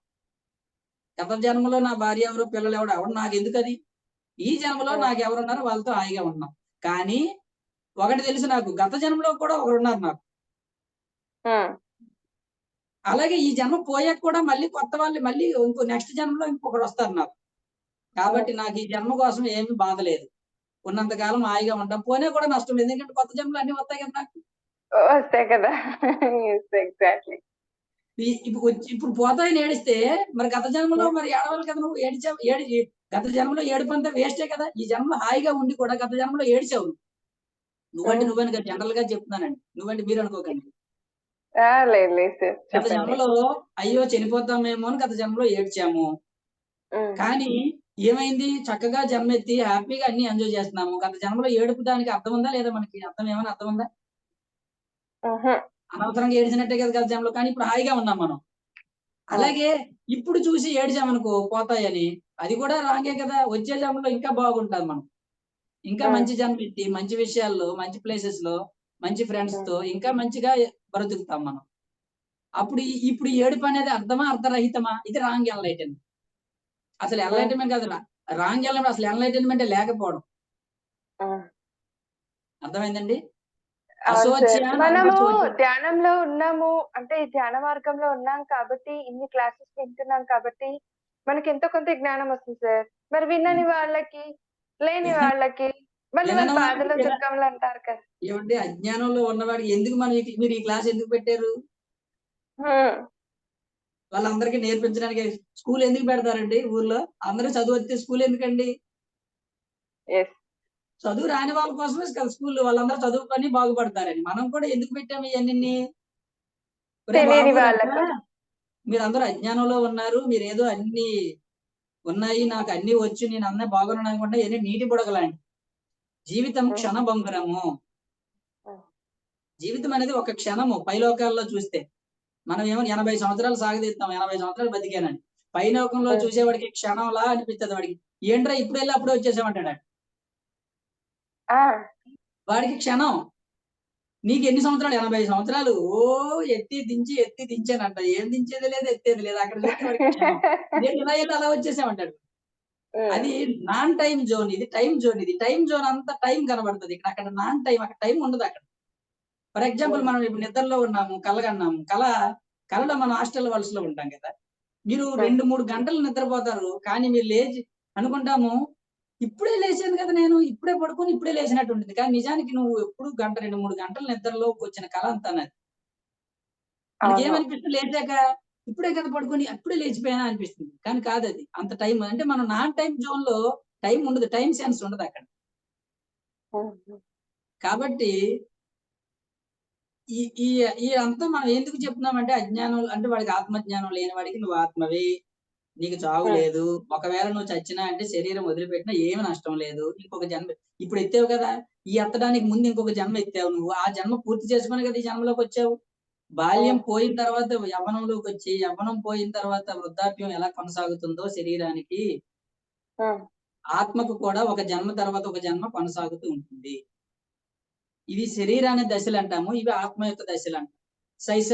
శైశవ దశ, బాల్య దశ, యవ్వన దశ, వృద్ధాప్య దశ అన్నట్టే ఆత్మకు కూడా దశలు ఉంటాయి. శైశవాత్మ, బాలాత్మ, యవ్వనాత్మ అని. ఓకే. నిన్ను నువ్వు ఆత్మగా గుర్తు పెట్టుకుంటే నీకు అన్ని విషయాలు చక్కగా అర్థమవుతాయి. ఏ దుఃఖం ఉండదో హాయిగా ఉంటాం. నిన్ను నువ్వు ఆత్మగా మర్చిపోతే, శరీరంగా భావిస్తే నీకు అంతా దుఃఖమే. ఎందుకంటే సత్య విరుద్ధంగా ఉంటాం మనం.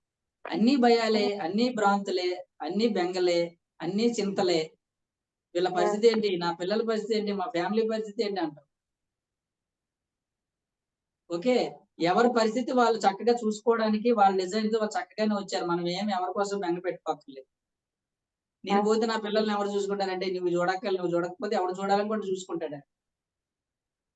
ఏది ఎలా జరగాలో అది సిస్టమేటిక్ గా జరుగుతుంది. అయితే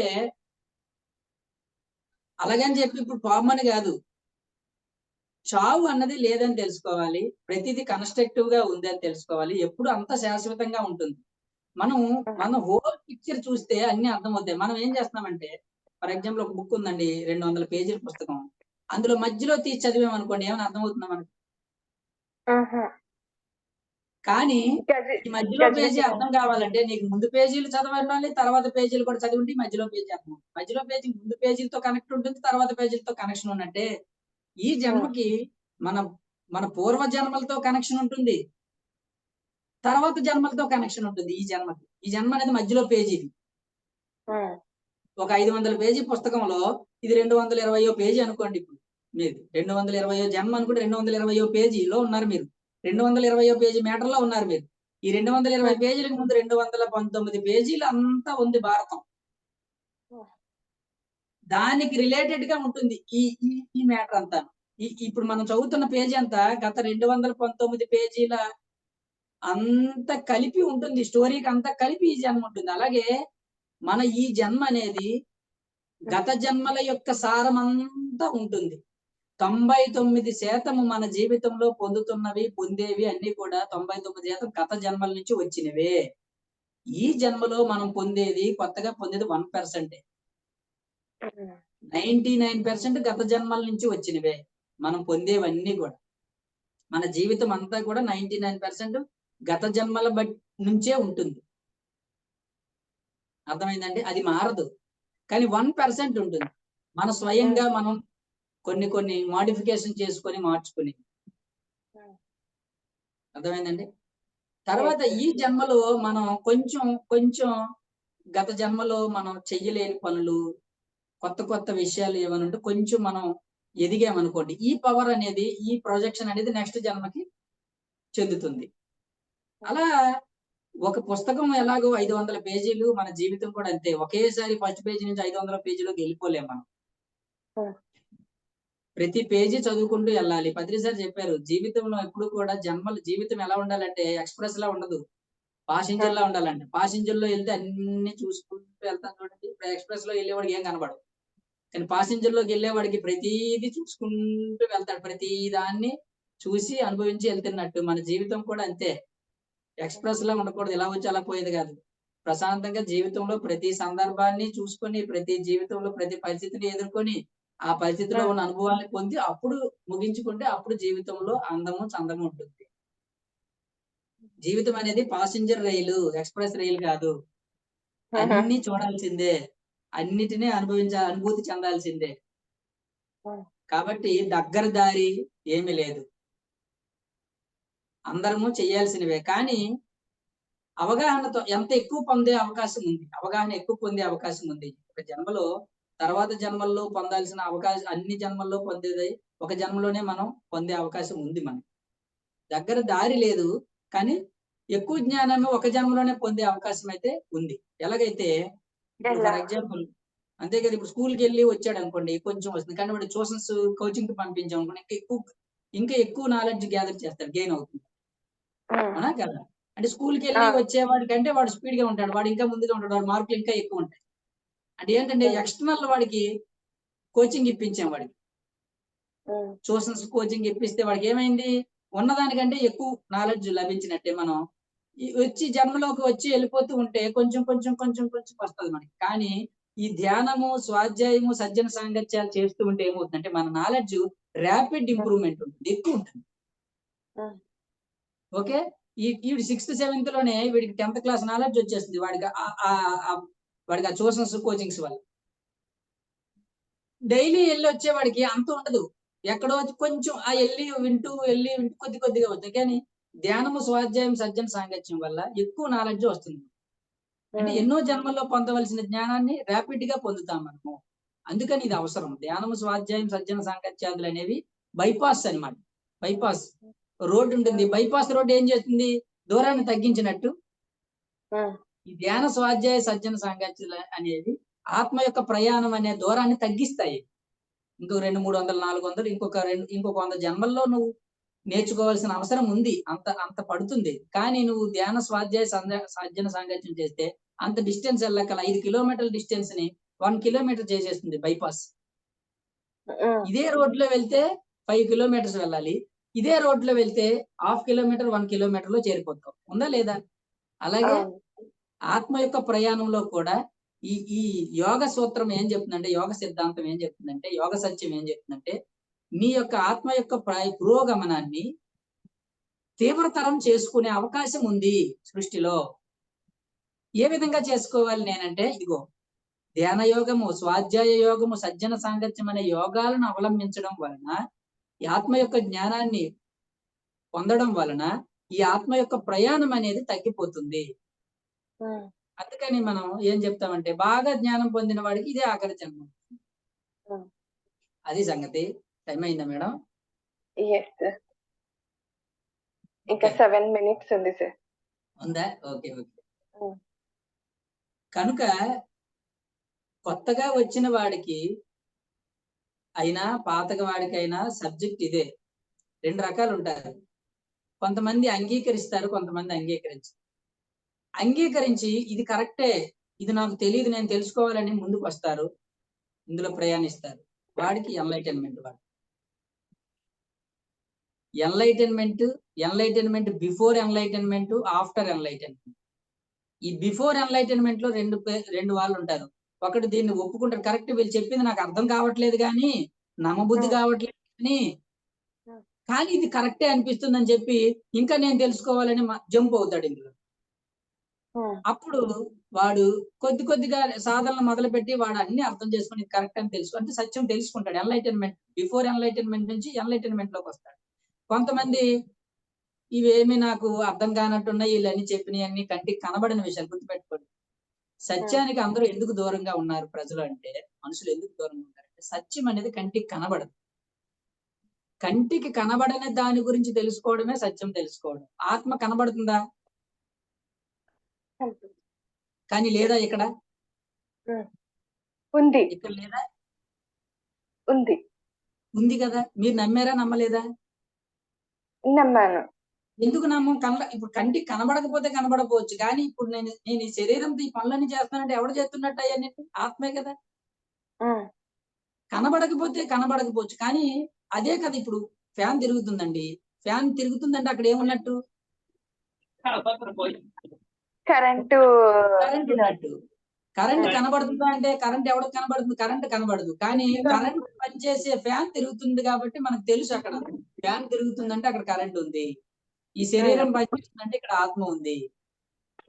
అదే నేను కరెంట్ని చూస్తేనే కరెంట్ ఉన్నట్టు నమ్ముతానంటే ఏడు నువ్వు నీ ఏడుపు నువ్వు ఏడు ఎవడు నమ్ముతాడు? ఎవడు ఏం చేయగలడు? వదిలేస్తాం మనం. నేను నమ్మను, చూపించండి. కరెంట్ ఎవరికి చూపించగలమండి మనం? ఒరే బాబు, ఫ్యాన్ తిరుగుతుందంటే అక్కడ కరెంట్ ఉంది, నీకు కనబడదు, కానీ ఆ కరెంట్ ఉన్నట్టు మనకి వ్యక్తం అవుతుంది. అలాగే శరీరం పనిచేస్తుందంటే ఇక్కడ ఆత్మ ఉంది. అంటే మరి ఎలా తెలుసుకోవడం సార్? నేను ఒక ఆత్మని అని తెలుసుకోవడం ఎలా? నమ్మడం అంతే. నమ్మిన తర్వాత సాధన చేస్తే మనకు అనుభవంగా తెలుస్తుంది. ఫస్ట్ నమ్మాలి. 2 సూత్రాలు ఉన్నాయండి. ప్రాపంచిక మనిషికి, ఆధ్యాత్మిక మనిషికి తేడా ఏంటంటే, ప్రాపంచిక మనిషి ఏమంటాడు? సీయింగ్ ఈజ్ బిలీవింగ్ అంటాడు. నేను చూస్తే నమ్ముతాను అంటాడు. చూస్తేనే నమ్ముతాను. ఆధ్యాత్మిక మనిషి ఏం చెప్తాడు? Believing is seeing. నేను నమ్ముతాను, నేను చూస్తాను. అడు నమ్ముతాడు కాబట్టి చూస్తాడు. ఆధ్యాత్మికత ఏం చెప్తుంది? నువ్వు నమ్ము, నీకు కనిపిస్తుంది. ఫస్ట్ నువ్వు కనబడదు, నువ్వు కనబడుతుంది. ఎవరికి కనబడుతుంది? నువ్వు నమ్మాలి. నేను శరీరం కదా ఆత్మ. ఓకే, నమ్మి ఏం చేయాలి? సాధన చేస్తే నీ ధ్యానంలో నీకు శరీరం మర్చిపోయి, శరీరం కాకుండా నేను వేరేగా ఉన్నానని అనుభూతి నీకు కలుగుతుంది. ఇప్పుడు ధ్యానంలో ఏం అనుభూతి కలుగుతుంది? ఈ శరీరం ఈ శరీరం పూర్తిగా మర్చిపోతాం. కానీ ఈ శరీరం కాకుండా నేను వేరేగా ఎన్నో లోపల ఎన్నో విచిత్రాలు జరుగుతున్నాయి, ఎంతో జరుగుతుంది. అంటే ఏదో ఉంది కదా శరీరం లోపల. అవును. ఓహో! ఇదే ఆత్మ కాబోలు. అంటే నీ ఆత్మ నీకు అనుభూతిలోకి వస్తుంది. ఎప్పుడు? ధ్యానంలో. ఈ ధ్యానంలో. ధ్యానంలో నీ అనుభూతి కలగాలంటే ఫస్ట్ నువ్వు నమ్మాలి. Believing is seeing. నువ్వు నమ్మితే నీకు కనబడుతుంది. ఎందుకు కనబడుతుంది? హ్మ్. కానీ ప్రాపంచిక మనిషి ఏమంటాడు? Seeing is believing same. అంటాడు. నేను చూస్తే నమ్ముతానంట. ఆడికి ఎప్పుడు చూపించేది? హ్మ్. ఎవడు చూపించగలడు? నువ్వు చూడాలంటే నువ్వు నమ్ము అంటుంది ఆధ్యాత్మికత. ప్రాపంచికత ఏం చెప్తుంది? నేను నమ్మాలంటే నేను చూడాలంటాడు. హ్మ్. అర్థమైందా? కాబట్టి అర్థమైంది. నేను చూస్తే నమ్ముతానన్నవాడు ఇంకా సత్య విరుద్ధ దూరంగా ఉంటాడు వాడు. ఏం నష్టం మేడం? వాడి గురించి మీరేం బాధపడకండి. ఈళ్ళు రావట్లేదంటే ఇప్పుడు కాకపోతే వచ్చే జన్మలో వస్తాడు. ఏంటి బాధ నీకు? మీకేం నష్టం? హ్మ్. హ్మ్. మనం ఎవరి గురించి మనం ఏం వర్రీ అవ్వక్కర్లా. ఇది రాంగ్ ఎన్లైటన్మెంట్. పక్క వాళ్ళ ఎన్లైటన్మెంట్ కోసం మనం వర్రీ అయితే అది రాంగ్ ఎన్లైటన్మెంట్ గుర్తుపెట్టు. హ్మ్. అయ్యో! వాళ్ళు జ్ఞానం పొందట్లేదు. వాడికి ఉండాలి. మీరేం చేస్తారు? మీరు సిద్ధంగానే ఉన్నారు అన్నం పెట్టడానికి. వాడు తినడానికి రావట్లేదు. ఎవడు నష్టం? మీకేంటి ప్రాబ్లమ్ చెప్పండి? ఎవరు హ్మ్. తప్పది? మీరు వండి నాదే పెట్టారు. తప్పు. రెడీగా ఉంది భోజనం పెట్టడానికి ఆకలిగా ఉన్నవాళ్ళు. మీరు వాళ్ళ కోసం ఏడవకూడదు. వాడికి ఉండాలి. హ్మ్. అయ్యో! ఆకలిగా ఉంది నేను తినాలి. భోజనం హ్మ్. పెట్టడానికి రెడీగా ఉన్నారని. ఈ హ్మ్. హ్మ్. ఎన్లైటన్మెంట్ పొందట్లేదని మీరు ఏడవకూడదు. ఎన్లైటన్మెంట్ కోసం ఎవరైతే రెడీగా ఉంటారో వాళ్ళకి మనం పెడతాం అంతే. నేర్పిస్తాం మనం. నేర్పిస్తే వాళ్ళు నేర్చుకొని వాళ్ళు ఆనందంగా ఉంటారు. మనం నేర్చుకోవడానికి సిద్ధంగా ఉన్న వాళ్ళ కోసం ఉన్నాం మనం. ఇష్టం లేని హ్మ్. వాడి కోసం లేం మనం. కానీ ఎప్పుడు రెడీగా ఉంటాం మనం. ఎందుకో ఎప్పుడు ఎవడికి ఏమనిపిస్తుంది, ఎప్పుడు అనిపిస్తుందో చెప్పలేం. ఇప్పుడు షాప్ పెట్టాడండి ఒకడు. ఎందుకు పెడతాడు? వాడు పెట్టిన రోజు ఎవడొచ్చేస్తాడు? ₹1,00,00,000 సరుకు హ్మ్. పెట్టినా కూడా ఎవడు రాడు ఫస్ట్ రోజు. రారు. ఒక సంవత్సరం అయితే గాని ఆ షాప్ ఉందన్న సంగతి ఎవడికి తెలీదు. ఈ సంవత్సరంలో అటు తిరుగుతూ, ఇటు తిరుగుతూ చూస్తూ కొన్నాళ్ళకి తెలుస్తుంది. ఓహో! అంటే ఈ ప్రజలు అలవాటు పడేసరికి వాడి షాప్ క్లిక్ అయ్యేసరికి సంవత్సరం పట్టొచ్చు, 2 సంవత్సరాలు పట్టొచ్చు, 3 సంవత్సరాలు, ఎన్ని సంవత్సరాలు పడుతుందో తెలీదు. ఆ క్లిక్ అయిన తర్వాత వాడికి అప్పుడు తెలుస్తుందన్నమాట. వాడు పాపం వాడి దగ్గర అంత సరుకు ఉంది. కానీ వాడికి హ్మ్. తెలియడానికి చాలా టైం పడుతుంది అందరికి తెలియడానికి. మనం కూడా అంతే. మన దగ్గర బోలెడంత ఎన్‌లైటన్‌మెంట్ ఉంది. బోలెడంత జ్ఞానం ఉంది. కానీ మనం అలా ఇది షాప్ పెట్టుకు కూర్చున్నాం. ఎన్‌లైటన్‌మెంట్ షాప్ మనది. హ్మ్. ఈ ఎన్‌లైటన్‌మెంట్ షాపు ఈ ఈ వీళ్ళందరికీ అనిపించాలి కదా! నాకు ఎన్‌లైటన్‌మెంట్ కావాలి, నాకు ధ్యానం కావాలి, అనిపించినోడికి మీరు కనబడతారన్నమాట. ఓహో! నాకు ధ్యానం చేయాలని ఉంది. ఎవరు నేర్పిస్తారు అనగానే ఇగో ఆ మేడం గారు ఉన్నారు. హ్మ్. ఆవిడ ఇప్పుడు ధ్యానం అంటారు కదా! మనం వెళ్తే బాగుండు అప్పుడు వస్తారు మీ దగ్గరికి. మీరు హ్మ్. చెప్పినన్నాళ్ళు రారు. వాడికి అనిపించినప్పుడు మీ దగ్గరికొస్తారు. అర్థమైందా? అవును వాడికి సార్. అవసరం అవ్వాలి కదా సరుకు. మీ దగ్గర ఆ! సరుకుంది రైట్. వాడికి అవసరం అవ్వాలి కదా సరుకు. సేమ్ ఇది కాబట్టి అవును. వాడి కోసం మనకేం వర్రీ లేదు. హ్మ్. హ్మ్. మన ఎన్‌లైటన్‌మెంట్‌లో మనం ఉంటాము. మనం ఎన్‌లైటన్‌మెంట్‌ని ఎప్పుడూ అందించడానికి సిద్ధంగా ఉంటాం అంతే.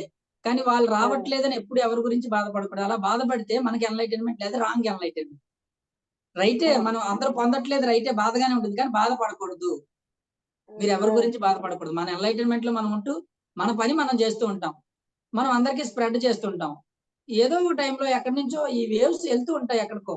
వచ్చేవాళ్ళు వస్తూ ఉంటారు. మనకేం బాధ లేదు. మొదట్లో నాకు ఉండేదండి. అన్ని తిరిగేయాలి, అందరికి చెప్పేయాలి. మా అమ్మ వినట్లేదేంటి? మా నాన్న వినట్లేదేంటి? మా చుట్టాలందరికి రకరకాలుగా చెప్పేవాడిని. నా మాట వింటారు. హ్మ్. ఎందుకంటే నా మాట వింటారా అని కాదు. సత్యం ఇంత గొప్పది. ధ్యానం ఇంత గొప్పది కదా! ఇది కాకపోతే ఇంకేం కావాలి ఈళ్ళకి? ఎవడైనా హ్మ్. ఖచ్చితంగా ఈళ్ళందరూ వచ్చి పడిపోతారేమో అనుకునేవాడిని నేను. తీరా చూస్తే ఎవరు వచ్చి. ఓహో! అర్థమైంది నాకు. ఈళ్ళకెవడికి ఇప్పుడు ప్రెజెంట్ అవసరం లేదు అని. అర్థమైందండి? హ్మ్. మన దగ్గర ఆ! వాల్యుబుల్ సరుకుంది మేడం. కానీ వాడికి అవసరం కావాలి కదా అది. మనకి యెస్. తెలుసు దాని వాల్యూ. వాడికి అవసరమైనప్పుడు, ఆ సరుకు అవసరమైనప్పుడు వస్తారు. మా ఎగ్జాక్ట్‌లీ. చుట్టాలందరికీ గొంతెత్తి చెప్పి వాళ్ళందరూ వాళ్ళ దగ్గర ఎన్ని మాటలు పడ్డామో, ఎన్ని అనుకున్నా గాని పుస్తకాలివ్వటం, చెప్పటం, పంపడం, మెసేజ్‌లు పంపడం, హ్మ్. గ్రూపుల్లో జాయిన్ చేయటం. ఇన్ని చేస్తే వాళ్ళు ఒక రోజుండి టక్కుమని లెఫ్ట్ అయిపోయేవారు. హ్మ్. అంటే వాళ్ళకి అవసరం లేదది. ఈ ఈ షాప్ అవసరం లేదు వాళ్ళకి. ఈ ఒకరోజు షాప్ చూసేవాళ్ళు అవసరం లేదు. ఒకరోజు మొహమాటంగా ఉండి రెండో రోజు లెఫ్ట్. అంటే అర్థమైందంటే హ్మ్. వాళ్ళకి అవసరం లేదు ఇయన్నీను. ఆ! మనకెందుకు బాధ? వాళ్ళకి లేకపోతే చెప్పండి. ఇంత వాల్యుబుల్ అంతేగా. అనేది మనకు తెలిసింది. వాళ్ళు కూడా తెలుసుకున్నప్పుడు వాళ్ళే వస్తారులెండి వాళ్ళకి అవసరమైన. కాబట్టి మనకి హ్మ్. మనకి 2 ఉన్నాయి సూత్రాలు. Hmm. No hurry, no worry. చెప్పండి. Yes sir.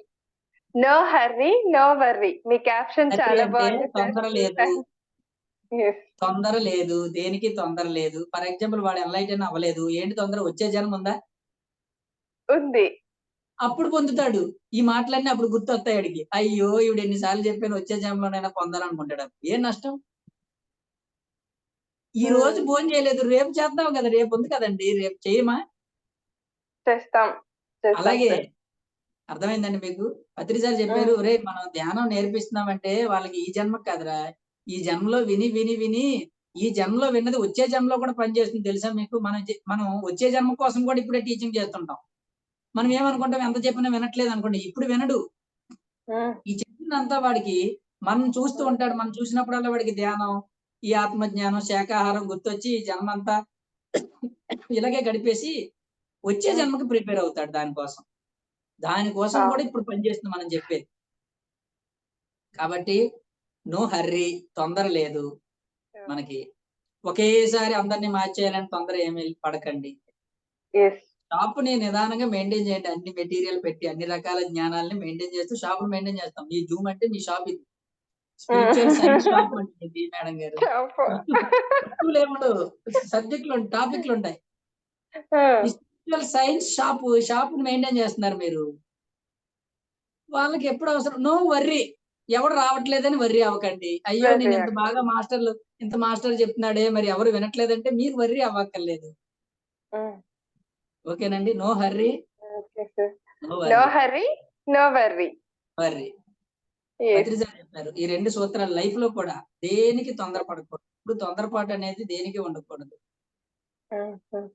అలాగే వర్రీ, దేనికి బాధపడకూడదు, దేనికి వర్రీ అయిపోకూడదు, దేనికి హర్రీ తొందరపడకూడదు. తొందరపడితే తప్పులు జరుగుతాయి. వర్రీ అంటే బాధపడుతూ ఉంటే బాధపడాల్సిన అవసరం లేదు. ప్రతిదానికి ఏదో కారణం ఉంటుంది కదా. ఏదైనా జరిగినప్పుడు దానికి ఒక కారణం ఉంటుంది కాబట్టి నో వర్రీ. కాబట్టి ఈ 2 సూత్రాలు మనం జాగ్రత్తగా పెట్టుకొని ఎన్లైటన్మెంట్ వచ్చినా కూడా రైట్ ఎన్లైటన్మెంట్ లో ఉండడం కూడా మనం నేర్చుకోవాలి. మాస్టర్ ఎన్లైటన్మెంట్ లేని వాడికి ఎన్లైటన్మెంట్ లోకి రావడం నేర్చుకోవాలి. వీడు చెప్తుంది నాకు కనబడట్లేదు కానీ ఇందులో ఏదో సత్యం ఉందని చెప్పి రావడం నేర్చుకోవాలి. వాడు అనుకోవాలి సత్యం కంటికి కనబడదు కానీ ఉంది, ఇది ఉన్నదంతా ఇదే. కరెంట్, మా ఇల్లంతా కరెంట్ పనిచేస్తుంది కానీ కరెంట్ కనబడదు కానీ పనిచేస్తుందా లేదా చెప్పండి? పనిచేస్తుంది సార్. ఇంట్లో లైట్ ఉందన్నా, ఫ్యాన్ ఉందన్నా, ఫ్రిడ్జ్ ఉందన్నా, టీవీ పనిచేస్తుంది, ఇవన్నీ పనిచేస్తుందంటే వెనకాల నడిపించేది ఎవడు? కరెంట్ అన్న ఒక. అలాగే ఈ సృష్టి అంతా, ఈ మనుషుల్ని, ఈ జంతువుల్ని, మొక్కల్ని, ఈ లోకాల్ని, ఇవన్నిటిని నడిపించేది ఎవడు? ఒక ఆత్మ పదార్థం నడిపిస్తుంది.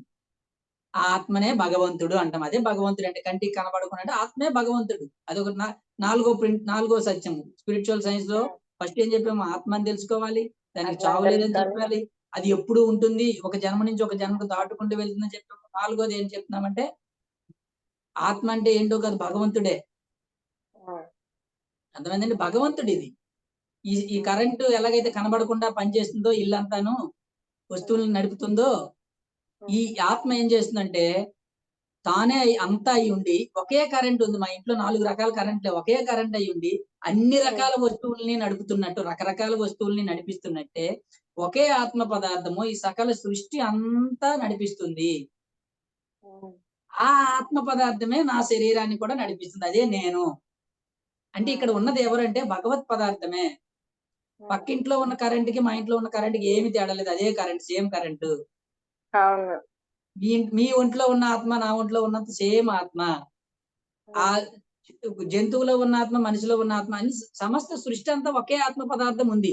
సకల రకాల అంతా ఒకటే కరెంట్ ఉంది, రకరకాల వస్తువుల్లో నడిపిస్తుంది అంతే. అలాగే ఒకే ఆత్మ పదార్థము సకల సృష్టిలో సకల లోకాలని, సకల జీవులని అన్నిటినీ నడిపిస్తుంది. అదే ఆత్మ పదార్థం. ఏకంగా ఉన్నాం మనం, అనేకంగా లేము, ఏకము. విడిగా ఉన్నా విడిగా కాదు, మనం అంతర్లోనే ఒక భాగంగానే ఉన్నాం. ఫ్యాన్ లోకి సెపరేట్ గా కరెంట్ వచ్చినా అది సెపరేట్ కరెంట్ కాదు, అంతట్లో ఉన్న కరెంటే అందులో ఒక సెక్షన్ గా పాయింట్ గా వచ్చిందని. అర్థమైంది మేడం? కాబట్టి నాలుగో పాయింట్ ఏంటంటే భగవత్ పదార్థం మనం, అంటే మనమే భగవంతులం. మన ఏ పదార్థం కోసం మనం ఏడుకుంటున్నాము? ఈ సృష్టి అంతా నడిపించే ఒక పదార్థం ఉందే, ఆత్మ పదార్థం, భగవంతుడు. దానికోసం స్వామి నాకు అన్ని ఇవ్వు, నాకు అన్ని ఇవ్వు, నాకు అది ఇవ్వు, నాకు ఇది ఇవ్వు అని ఏడుకుంటున్నాం. ఎవడు వేడుకుంటున్నాడు? ఆ వాడే ఇక్కడ లేడాడు. ఉన్నాడు. మరి ఎవరిని అడుక్కుంటున్నాడు? భగవంతుడే భగవంతుడిని అడుక్కుంటున్నాడు. విచిత్రం తనని చూడండి. తానే అడుగుతున్నాడు. అడుక్కుంటున్నాడు. అంటే అదే పత్రిసారి దాన్ని సింపుల్ గా ఏం చెప్పాడంటే,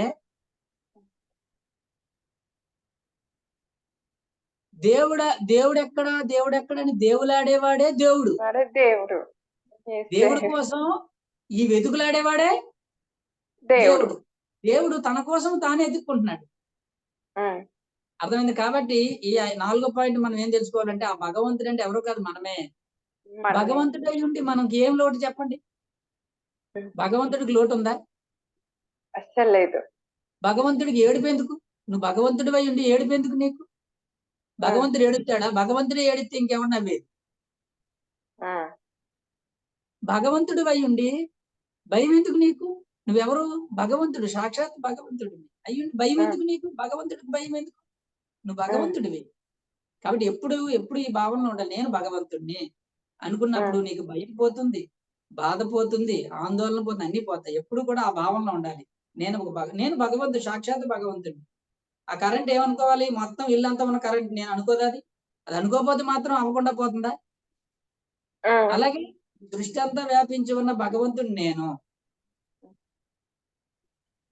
లాస్ట్ పాయింట్ ఏంటంటే, నేను అన్నది ఎక్కడా లేదు, గుర్తుపెట్టుకోండి. బుద్ధుడు అదే చెప్పాడు, నేను అన్నది ఎక్కడా లేదు.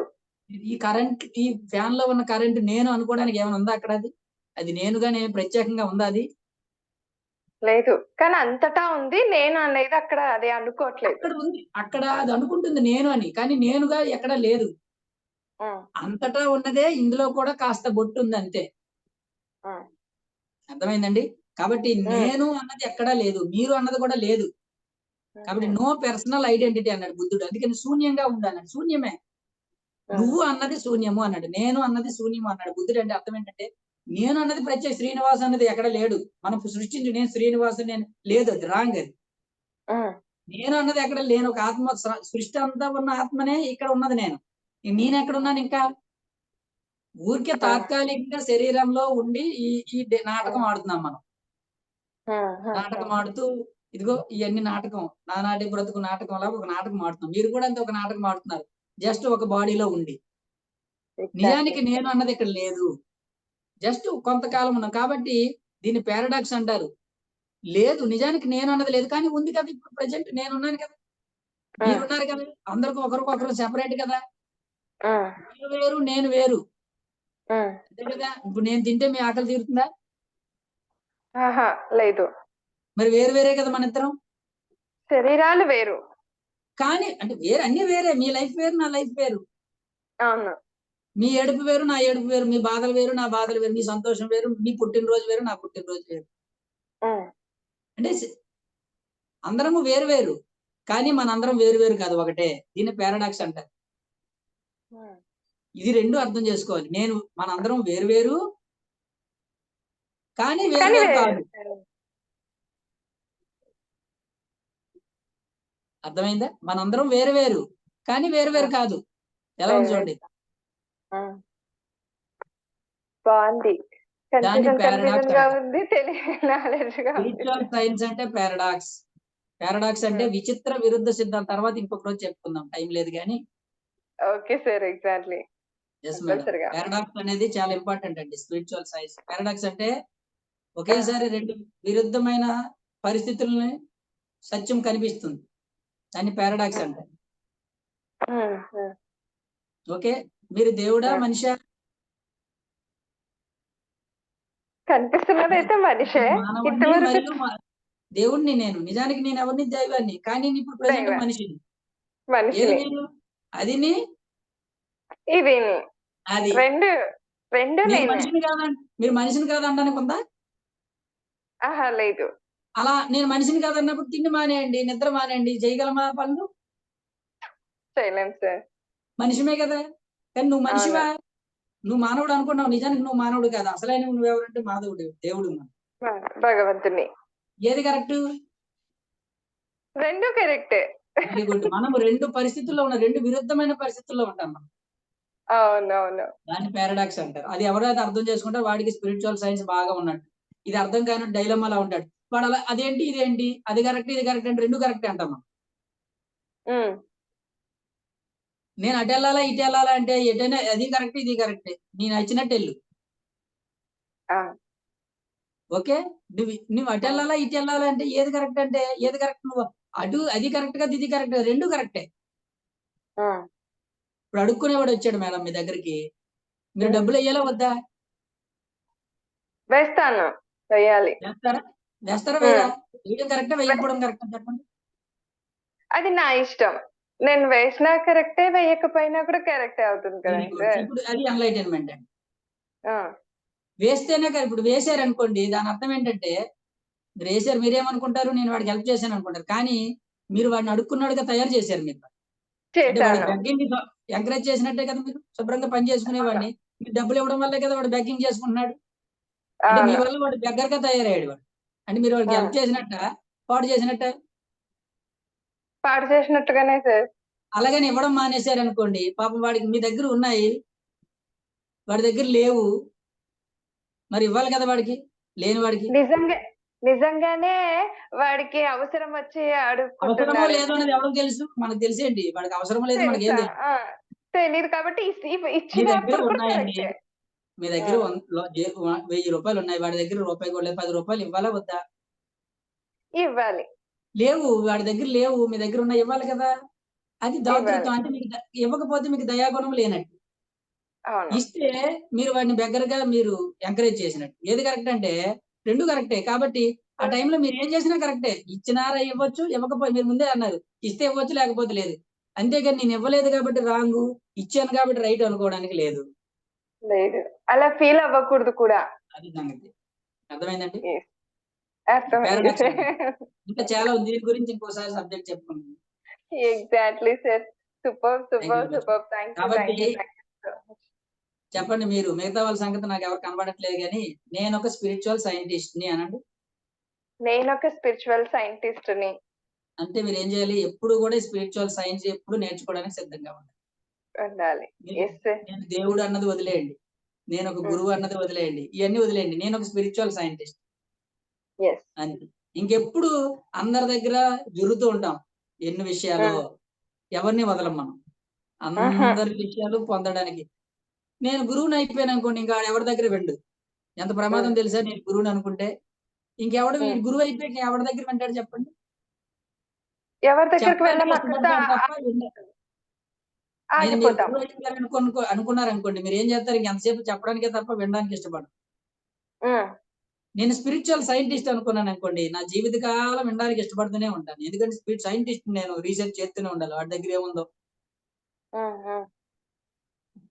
స్పిరిచువల్ సైంటిస్ట్ అనుకున్నప్పుడు మనకు అహంకారం పోతుంది. మనకు అహంకారం లేదు, అహంకారం ఏముండదు, బద్ధకం ఉండదు, అహంకారం ఉండదు, ఏముండదు.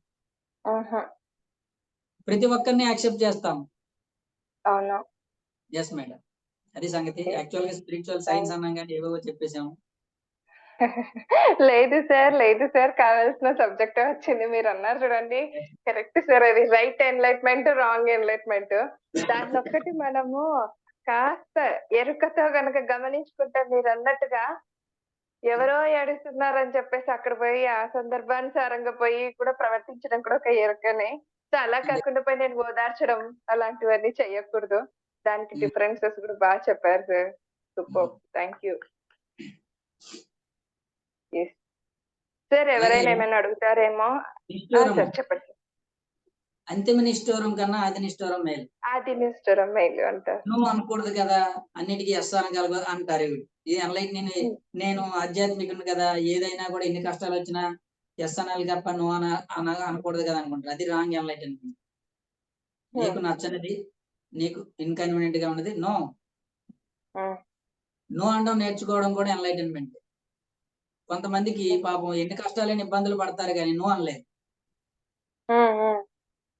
నో అనలేరు వాళ్ళు. అది సాత్విక గుణ దోషం, అది వేరే సబ్జెక్ట్. గుణదోషాల్లో సాత్విక గుణ దోషం అంటారు దాన్ని. మొహమాటానికి వెళ్ళి కూడా అంటారు కదండి సార్. మొహమాటానికి వెళ్ళి కూడా అంటుంటాం.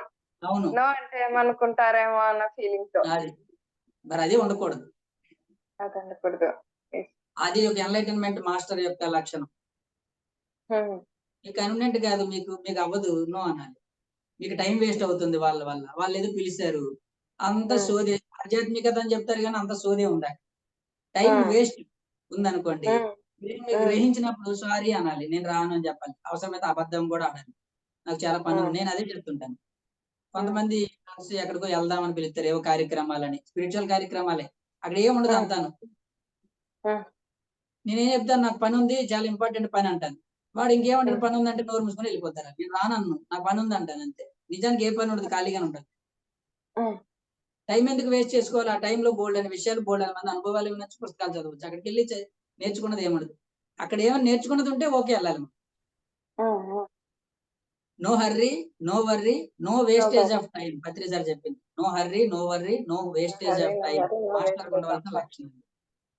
ఓకే మేడం, చాలా ఇంకేం చెప్పండి నేను. Thank you. Thank you, thank you, thank you. Sir, ఇక్కడ మాట్లాడతారు.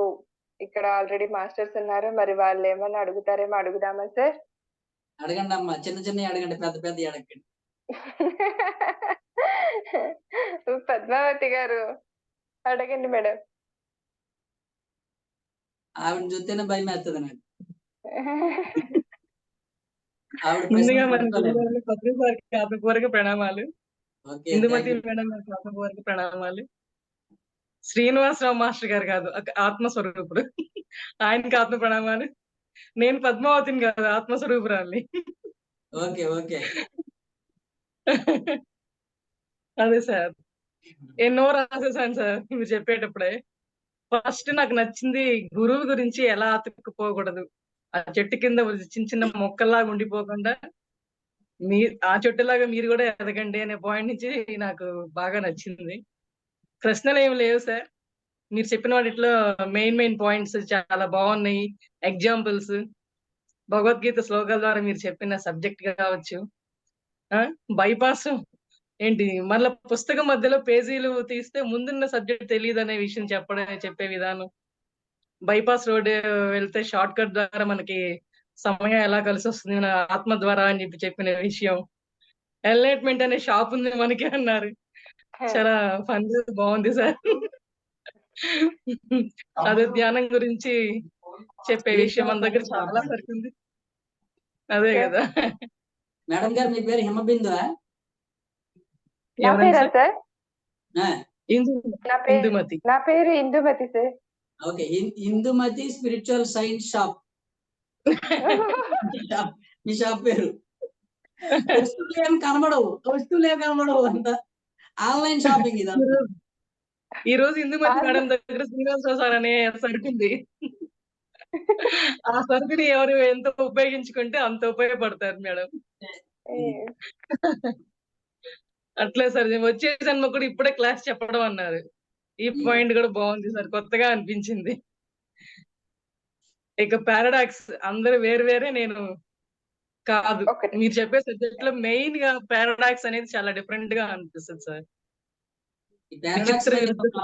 వన్ డే ఇంకొకసారి క్లాస్ ఓన్లీ పారాడాక్స్ మీద చెప్పుకున్నాను, బాగుంటుంది కాన్సెప్ట్. ఇందుమతి మేడం, మీరు సార్ దగ్గర పిండుకున్నంత ఉంది మేడం. ఎన్ని క్లాసులు చేపిస్తే అన్ని క్లాసులు వస్తాయి. సార్ అన్నారుగా ఇందాక, మనం అంతా జరురుకునే వాళ్ళము సైంటిస్ట్ స్పిరిచువల్ సైంటిస్టులు అని చెప్పేసి, అది చేద్దాం. అదే అంతే మేడం. నేను అనేది లేదు, ఎక్కడా లేదు. బాగుంది సార్, చాలా బాగుంది క్లాస్. గంట బాగుంది అసలు, ఒక నిమిషంలో అయిపోయిందని చెప్పొచ్చు కదా madam? Exactly. Thank you sir. ఎవరైనా అడుగుతారా ఫ్రెండ్స్, మాట్లాడతారా ఇంకా సార్ తో? క్వశ్చన్స్ ఉన్నా అడగొచ్చు. ఏవైనా క్వశ్చన్స్ ఉన్నా కూడా అడగండి. ఇప్పుడు దాకా చెప్పిన వాటిలో కూడా ఏదైనా క్వశ్చన్స్ అనిపించినా కూడా అడగండి.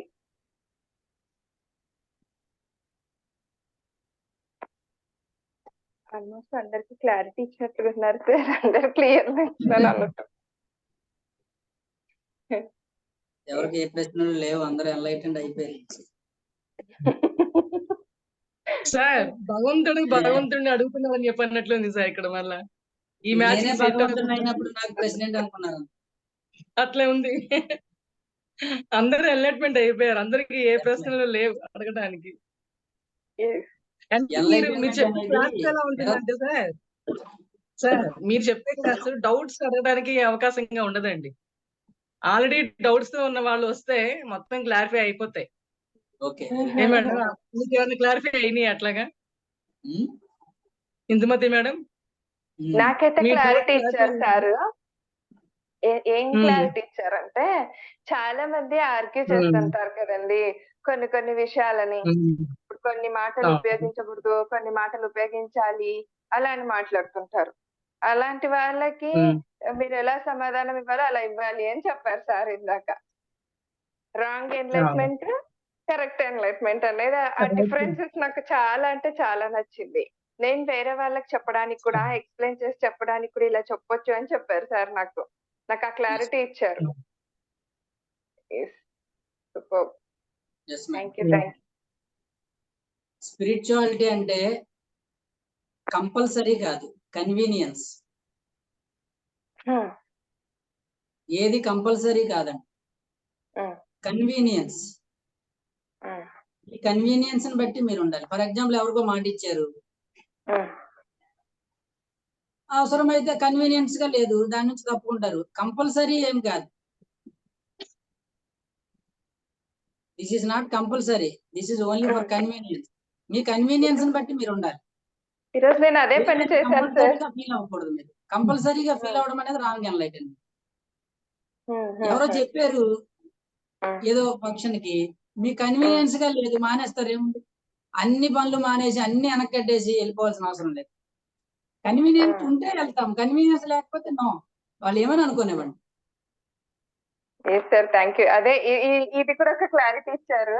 ఇందాక Yes. నేను కూడా అదే చేశాను. ఏంటంటే వేరే వాళ్ళు పిలిచారు సార్, క్లాస్ కి పిలిచారు నెక్స్ట్ వీక్. అది ఎలాగుందంటే నాకు చాలా ఇబ్బందిగా ఉంది, డైలమా సిచ్యువేషన్స్ లో ఉన్నాను. సో వెళ్ళాలా వద్దా, పాపం వాళ్ళు మళ్ళీ వేరే వాళ్ళని మాట్లాడుకోవాలి కదా, నన్ను పిలిచారు కదా. చాలాసేపు ఆలోచించాను. ఈరోజు మార్నింగ్ నుంచి నాకు అదే ఆలోచన ఉంది. సో ఇన్ని ఆలోచనలు పెట్టుకొని ఎందుకు, ఫస్ట్ నా సిచ్యువేషన్ ఇంట్లో ఎలా ఉందో ఒకసారి చూసుకోవాలి కదా. ప్లస్ మళ్ళీ నేను రిటర్న్ అయ్యేటప్పటికి కూడా చాలా టైం పడుతుంది, అవన్నీ ఆలోచించుకోవాలా. ఇన్ని ఇబ్బందులు నేను వెళ్ళటం అవసరమా అని ఆలోచించి, లేదు ఏమనుకున్నా పర్వాలేదు, లేదండి సారీ ఏమనుకోవద్దు, నేను రావట్లేదు, నాకు కుదరదు. ఎందుకంటే ఇంత ముందుగా చెప్తే మీరు వేరే వేరే వాళ్ళనైనా మీరు చూసుకుంటారు కదా అని చెప్తున్నాను. నాకైతే కన్వీనియంట్ గా లేదు, టైమింగ్స్ కన్వీనియంట్ గా లేదు, మా ఇంట్లో ఒప్పుకోరు. ఫస్ట్ ఆఫ్ ఆల్ మా హస్బెండ్ ఒప్పుకోరు. నైట్ రిటర్న్ అవుతాను, నేను నెక్స్ట్ డే వస్తానంటే అస్సలు ఒప్పుకోరు. కాబట్టి నేను ఇన్ని ఇబ్బందుల్లో వెళ్ళి నేను అక్కడ ఉండటం, నేను చెప్పడం అవసరమా? నా ప్లేస్ లో ఎవరైనా కానీ వెళ్తారు, ఛాన్సెస్ ఉన్నాయి. నేను కాక ఇంకెవరైనా వెళ్ళే ఛాన్సెస్ అంటూ ఉన్నాయి. నేనే వెళ్ళాలనే రూల్ ఏం లేదు కదా అక్కడ. సో అలా అనిపించి వాళ్ళకి ఇంకా ఫోన్ చేసి ఈ గ్యాప్ లోనే చెప్పేశాను వాళ్ళకి. సో అప్పుడు నాకు అమ్మయ్య హ్యాపీ అనిపించింది. ఓకే, నేను చేసిన పని కరెక్ట్ అనిపించింది. దానికి మళ్ళీ ఇప్పుడు సార్ క్లారిటీ ఇచ్చారు. నిజంగా sir thank you so much. Yes, madam. Thank you. మరొకసారి మరొక సెషన్ లో సార్ తో మళ్ళీ కలుద్దామండి. సార్ మాట ఇచ్చేసారు కూడా, మరి పారాడిక్స్ అంటే ఏంటి అనేది. సో అది ఇంకా మిగిలిపోయింది మనకు సబ్జెక్ట్ తెలుసుకోవడంలో. సో కంపల్సరిగా సార్ తో మళ్ళీ మనం త్వరలోనే మీట్ అవుదాం. ఆ సెషన్ ని కూడా, అజ్ఞానాన్ని కూడా అందుకుందాం. Thank you so much sir. Thank you friends అందరికీ Thank you very కూడా. much, madam. సో ఈ Shri Shakti pyramid meditation channel ని ఎవ్వరు కూడా లైక్ చేయడం కానీ, షేర్ చేయడం కానీ, సబ్స్క్రైబ్ చేయడం కానీ మర్చిపోకండి. అలాగే పక్కనున్న బెల్ ఐకాన్ ని మటుకు ప్రెస్ చేయకుండా మర్చిపోకండి. ఎందుకంటే ఇలాంటి జ్ఞానవంతమైన నోటిఫికేషన్స్ మీకు ఇంకా ఇంకా ముందుకు అందివ్వబడతాయి కాబట్టి. Okay, thank you so much. Thank you. Yes, madam.